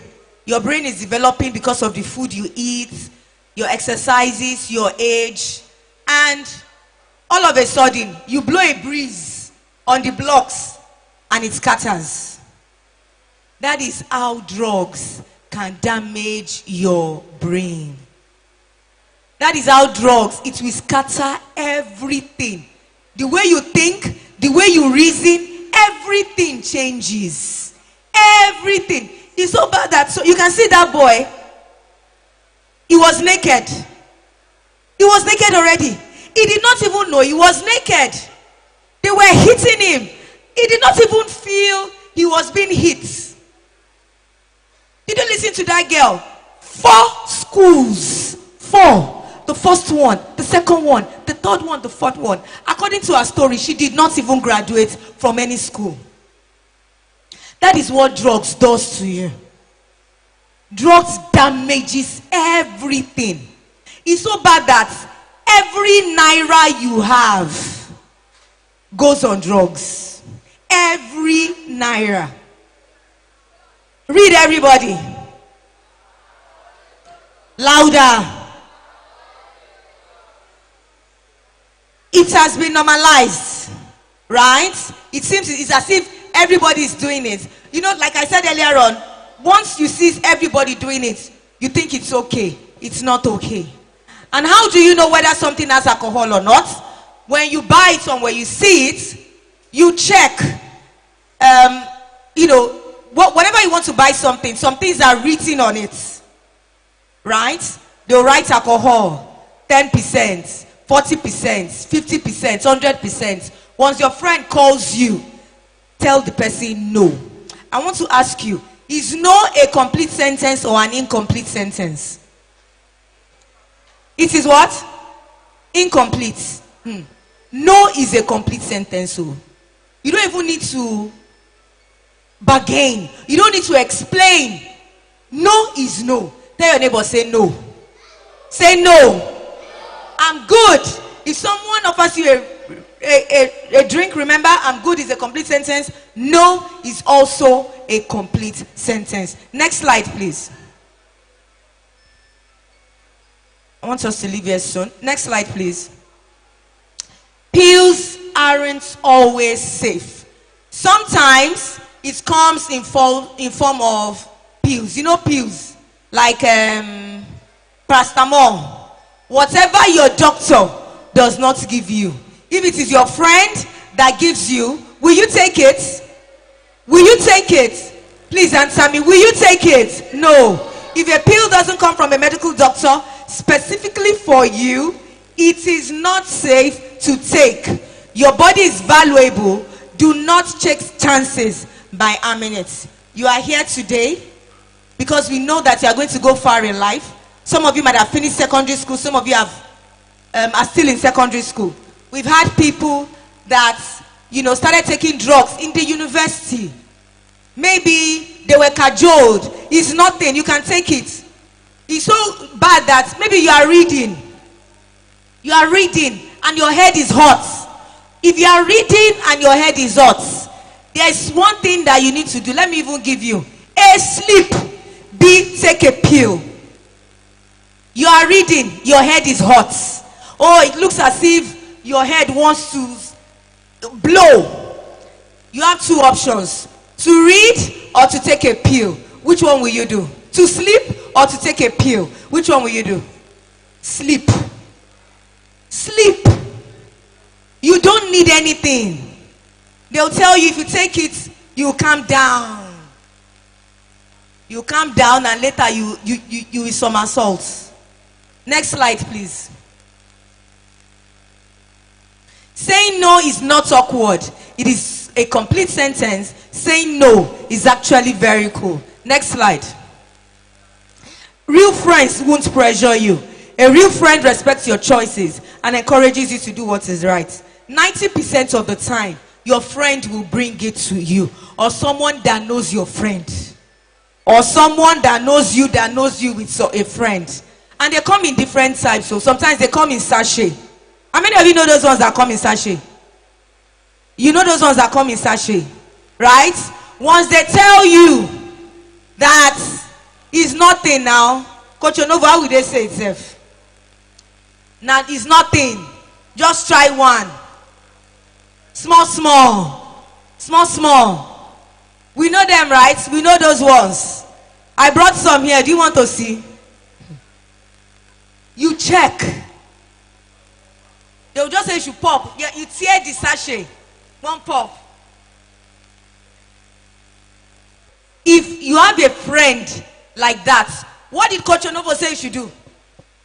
Flee. Flee. That one is higher than running. Flee. No bargaining. No bargaining. We are telling you this today because sometime in the nearest future, you are going to go where you might not see us, where you might not see your parents. And when someone brings that type of drink to you and you check, always check. Always check. Check. Check. In fact, whatever you want to drink, you should check. You should check its expiry dates. You know, there are some things you take, it has already expired. So don't drink anything if you don't check. Do you understand? So check. By the time you begin to see the alcohol level, something percent, tell the person you are not drinking. If the person is forcing you, leave the friend. I said earlier on, real friends don't pressure you. Real friends don't pressure you. They support your dreams and goals. They listen to you instead of pressuring you. A fake friend pressures you to do things that you don't want to do. I repeat, a fake friend pressures you to do things that you don't want to do. What is that thing that you don't want to do? If there's somebody pressuring you to do it, the friend is not a good friend. Flee from that friend. Drugs will destroy you. It will destroy you completely. Next slide. If your friend makes fun of you for saying no, tries to make you feel guilty, run away. Choose wisely because real friends will not do so. Next slide, please. Energy drinks can be risky too. Yes. Oh, energy drinks can be risky too. Hey. Somebody did like this.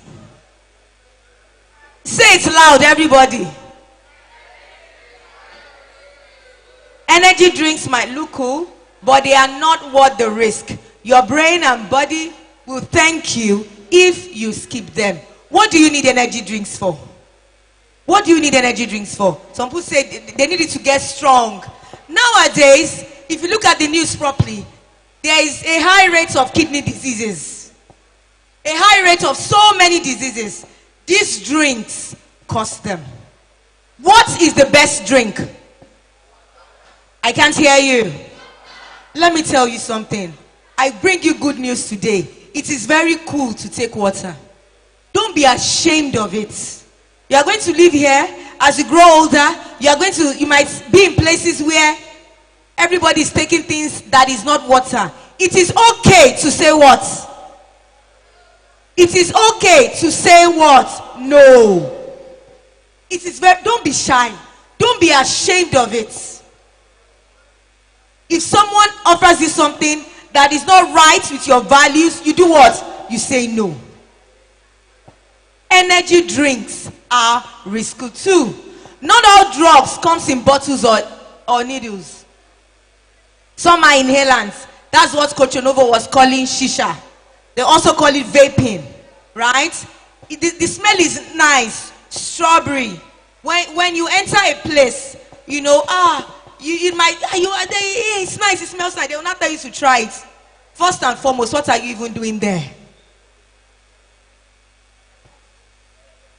Inhalants are commonly household products that people sniff around, okay? Like glue, spray paints, gasoline, air freshener, cleaning products, correction fluid, cough syrup. Drug dealers don't care about you. Your health matters more than fitting in.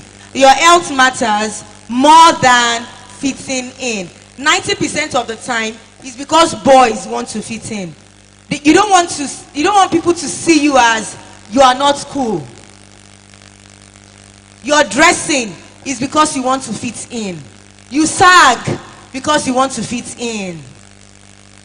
Oh, you say you want to sleep with 10 girls so that your friends will call you a man. You want to fit in. It is okay to say no. I have some here. They come in sachet like this. They come in sachet like this. It is not okay. It is so good that they are selling these things everywhere now. Secondary school boys, take it. Is it good to take this stuff? When you start, you get addicted. Do not take it. I want you to be doers of what you are hearing today. You can see these things everywhere, everywhere. One step, you are every shop is selling it, making it look very cool, making it look okay. It is not okay. Everybody say it's not okay. It's not okay. It's not okay to take them. Thank you very much, ma'am. It's not okay. One thing that would also help you is this. Better not go to places where they take them. Do not go to places where they take them. Who can tell me an example of places where they take them? Bar.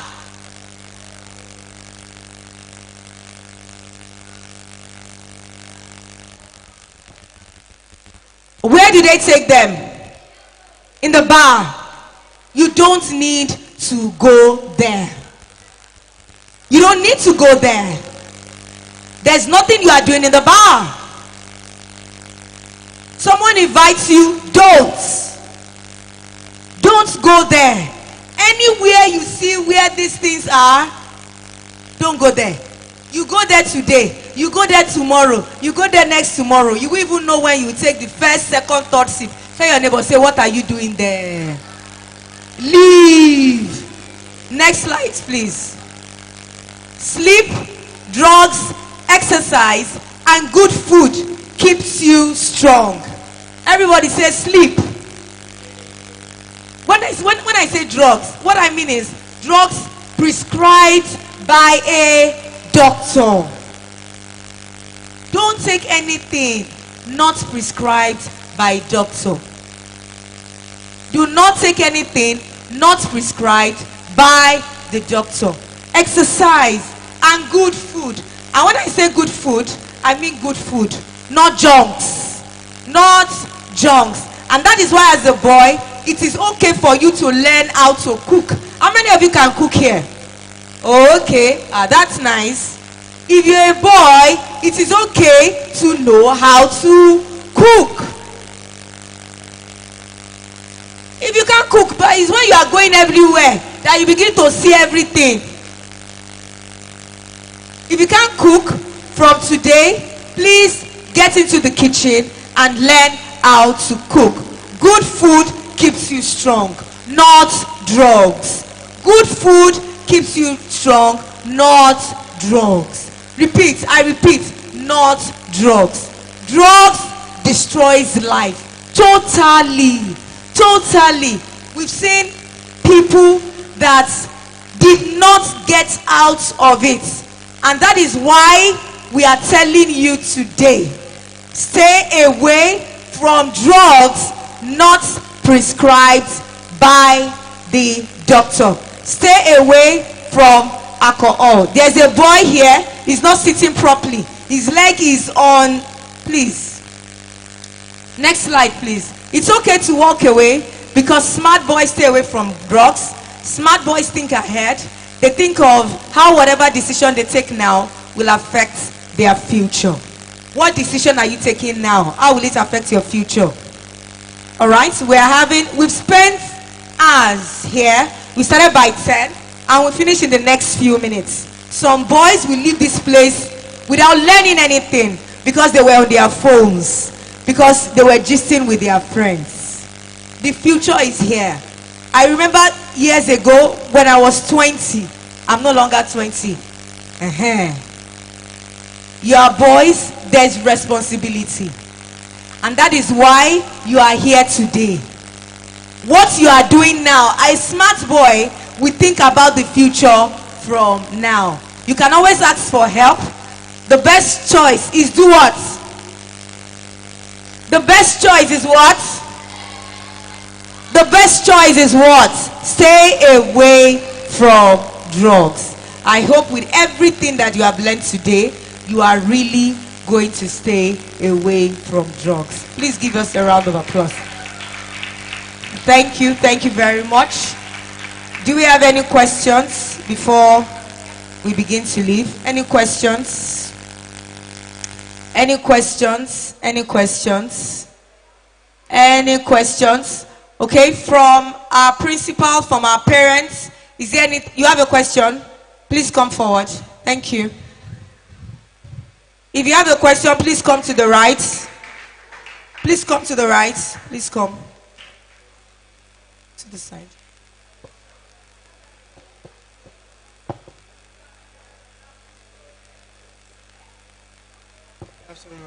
Why do people take drugs if they know the harmful effects of it?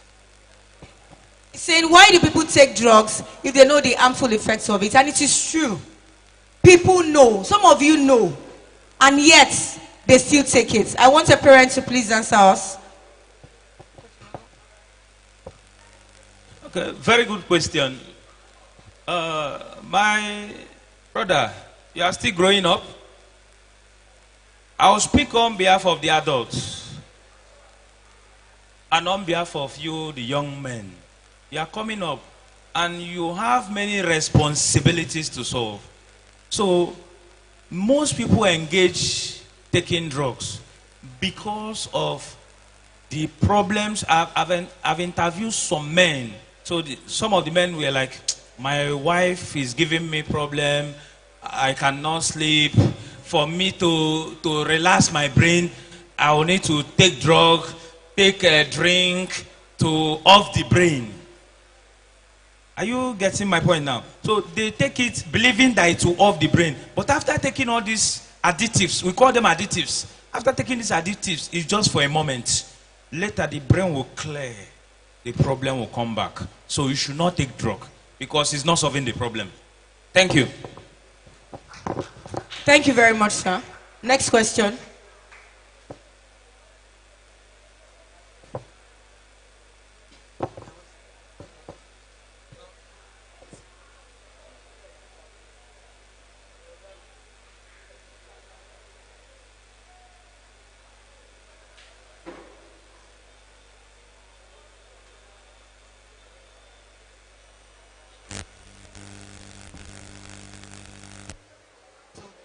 All right, I like his question. He said he has seen some people when they have malaria. Please, adults, are we here? When they have malaria, they had Chelsea and they leave. They had this and they leave. A gin and leave. And if they don't use it, the malaria might not go. Is that you? That's a belief.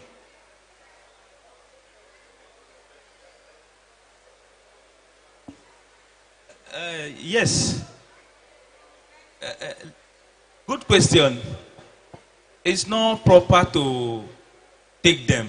Listen, why they mix that ethanol with the herbs is for the ethanol. Ethanol is effervescence. You know the meaning of effervescence? Have you break lighter before?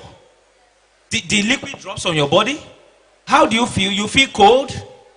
That is a exothermic reaction. The same thing, the ethanol. That's what the ethanol will do to the herb. So they believe mixing the ethanol and the herb will help to extract the content of the herbs. Are you getting me? But it's not ideally correct. It's not okay because they will be unconscious after taking large portion of it. Do you get the point? So the aim is to extract the content of the herb. The alcohol have intensity of getting it. But at the same time, it causes harm. So why will you take it when it will extract the content and cause harm? So, do you get the point? Thank you. Thank you very much. Next question.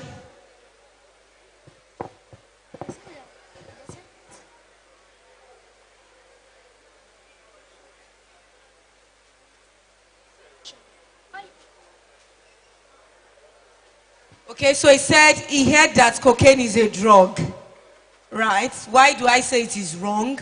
And why are people getting addicted to it? Okay. All right. I'll just. Young man, thank you for that question, okay? Cocaine is not a medication on its own. Are we listening? Cocaine, get the information right. Cocaine is not a medication on its own.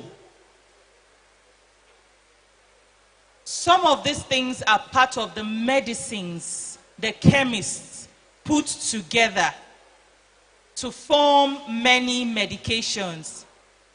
Here of the antibiotics, antibacterial, antihypertensive, as many as they could be. Yes, it is, but not on its own. All right? Because to an extent, it helps with pain. All right? It takes care of what? Pain. But no doctor will come and tell you that cocaine is a medication. I mean, coming to you to tell you that it's a medication. Right? That's not a professional answer. It's parts, it's components. You know, when you hear components, it means there are other components. All right? So, whosoever comes to you, that is why they say, be a wise teenager. Get information, be informed. And you can be informed in what? In such places. Don't be a mumu teenager. It's a medication, not on its own. It's a component. It's a chemical component that makes up a medication. Thank you. All right, very good. Adding to that, listen, I told you earlier, they are known as addictives. Addictives means that hard drugs such as cocaine, morphine, nicotine, tobacco, they are collected in portion to make these our fine drugs. Your medicine, your paracetamol. Why did they tell you to take only 2 paracetamol? If you take it excess, you will be high. You see some people getting codeine, cough medicine, expectorant. That's supposed to be taken in portion. There's cup for it. You see them pouring all the codeine. When you pour all of them, you are now taking them in an unscrupulous manner. That's why your chemistry said they are additives, but unscrupulous people take them. So don't take additives. Thanks. All right, before we hold on, our parents, they have something to say. If you have something to say, could you please put your hands? Please come forward.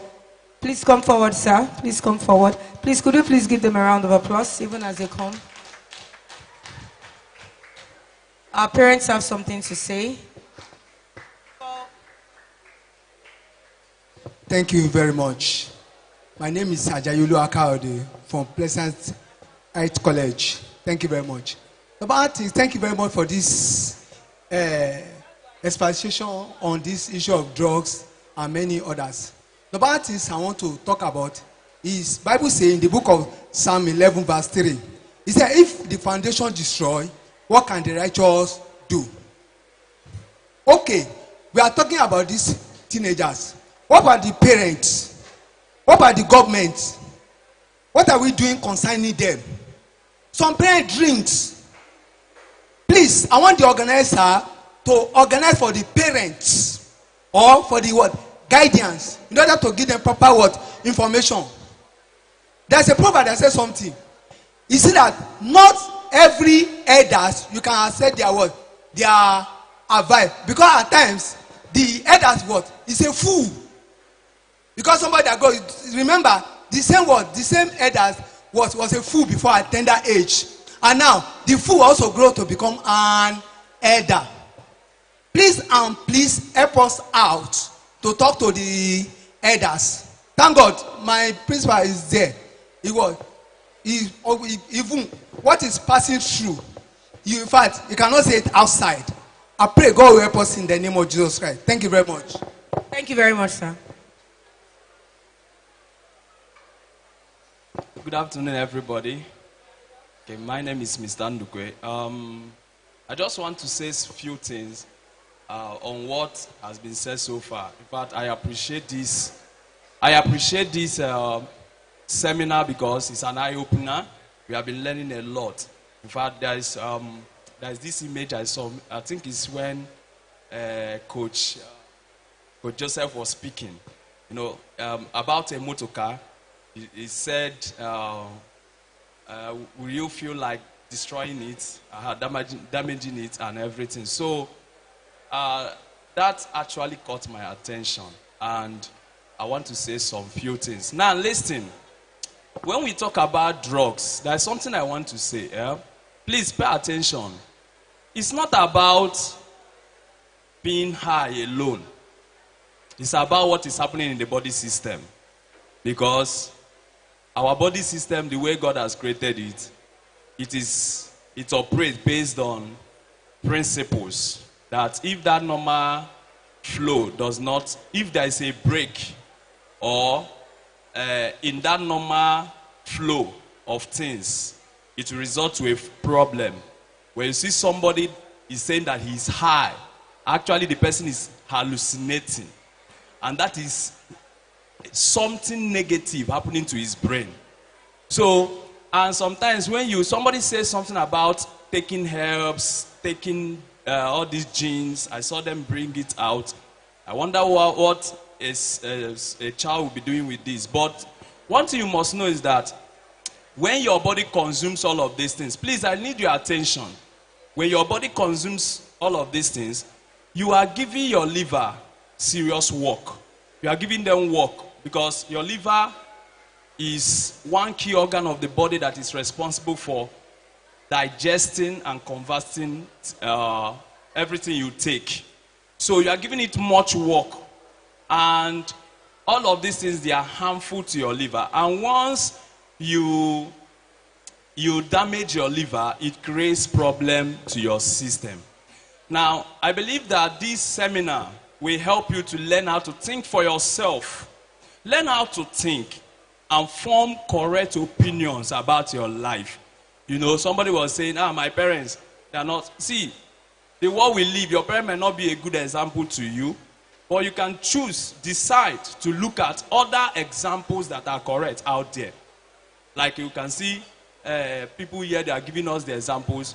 Please, I want us to take them and listen. So let's avoid drugs because they are harmful to our body system. Thank you. Thank you very much. You'll be leaving very soon. Our daddy will answer your question, and you answer his question and round off. Please come. I know you come. You have a question, right? Yes. Please, we are leaving very soon. Coach Green is an author. Please clap for him. Clap him. Clap him. You can write books if you are not on drugs.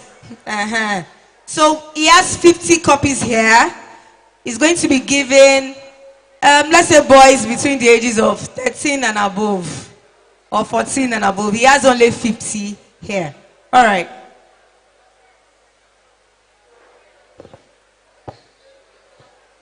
Good day, everyone. Good day, everyone. My name is Victor Morgan, and the question that I'm going to be talking about here is that if you are taking drugs, if you are taking overdose of drugs, and your immune system is drugs that is strong, that your immune system cannot accept it, will you continue taking the drugs or you will stop?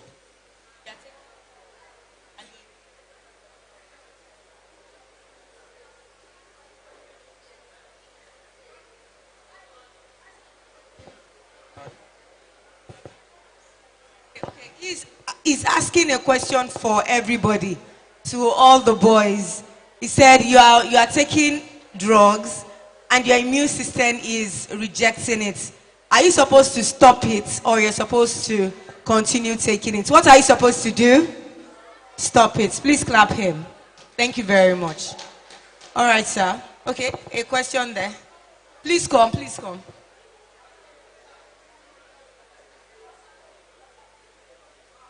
Some people grow, but their voice does not change. It does changes. Even though some boys have light voice, as they grow, it becomes a bit deeper. It might not be, but it still change. Am I right? Yes. All right, good afternoon, everyone. Can we shout, refined mind? I can't hear you loud enough. Shout, refined mind. Great. I just have a couple of advice for us. Please, can we all keep quiet and listen? You know, I appreciate the organizers of this program. And the time between when we're having this seminar and when the results of this seminar is going to come out is just a very short time. And between that time is your decision that is going to matter. I'm not going to re-emphasize some of the things that have been said, but you should count yourself lucky and privileged to be here today. As a young child, when I was your age, or when I was younger, I was introduced into sexual immorality before I ever even knew what the meaning of the word sexual immorality was. And I had a lot of things that I suffered for it. There is a lot of things that is out there that is seeking to destroy you. For some of us, Hello, young men. Hello, young men. Hello.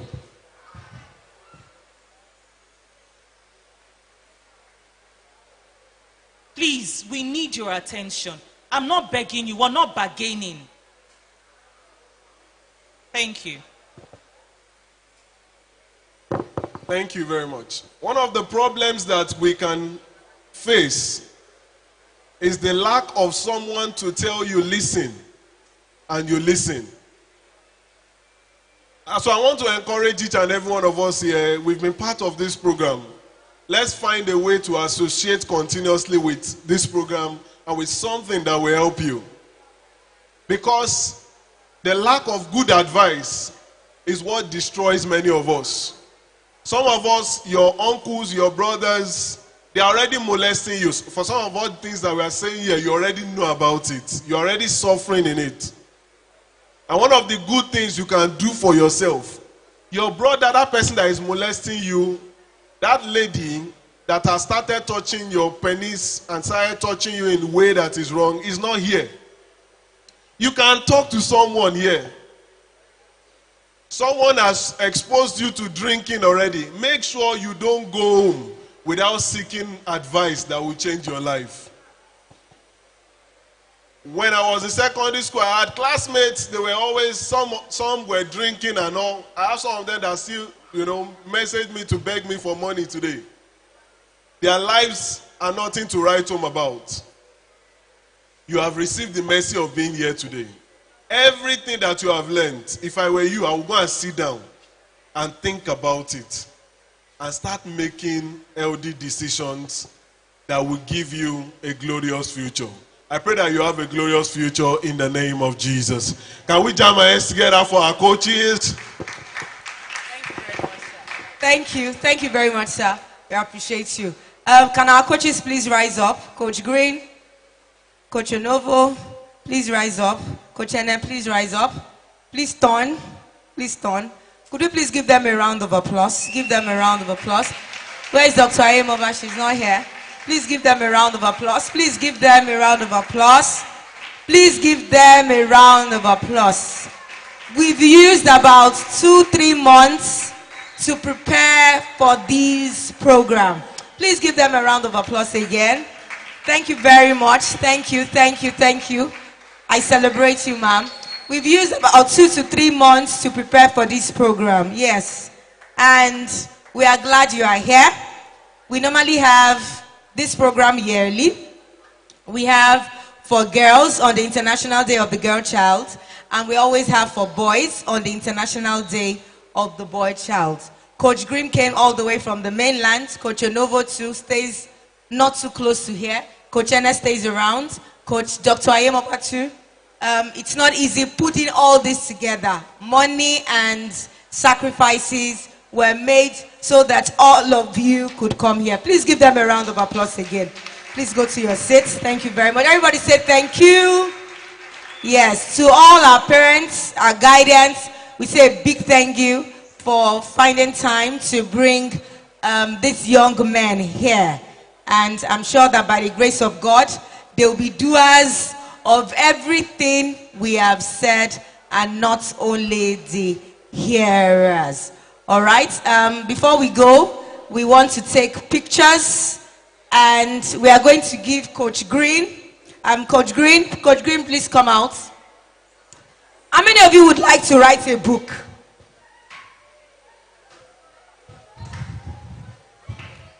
All right, how many of you would like to write a book? Yes. If you are serious, you will write a book. As in, what it takes to write books is everywhere now.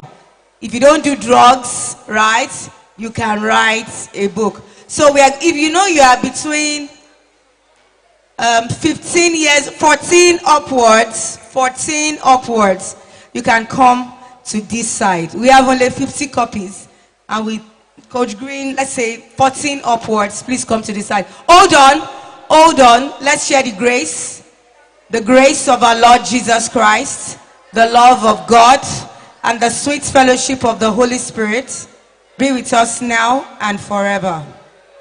Surely, God's goodness and mercy shall follow us all the days of our lives, and we shall dwell in the house of the Lord forever. Amen. Thank you all for coming. Can we take pictures, please? Can we take pictures? If you are from Heritage Garden, go outside. Heritage Garden. 15 upwards, come here. Come here. Or you can line up. Please take it, share it to them. Heritage Garden, please come here. If you came as a group, Blessed Seed School, Pleasant Heights, let's take a picture. Please give them the books, please. If you have this book, you don't need to take it. Some people have already. Yes, Blessed Seeds. Blessed Seeds. What's marigolds? If you are marigold, please, let's be fast. Let's be fast. Marigolds. Where's the photographer? Marigold, please stay here. Marigold. The photographer, please. After Marigold, Heritage Garden. Heritage Garden is all the way from the mainland. Let's do it fast. Marigold, are you ready, please? Please, Coach Green, could you please move backwards? Please move backwards. Move backwards. Please go to the back, Coach Green. Thank you. Don't take this side. To the back. You will get, don't worry. Please. If you came in a group, as a school, I would like to take pictures with parents too. If there are parents here, please wait.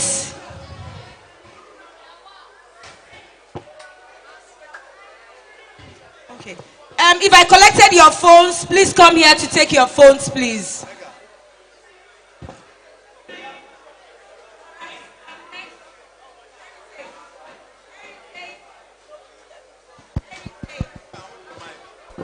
Heritage, if you are from Heritage Gardens, Heritage Gardens, Heritage Garden, okay?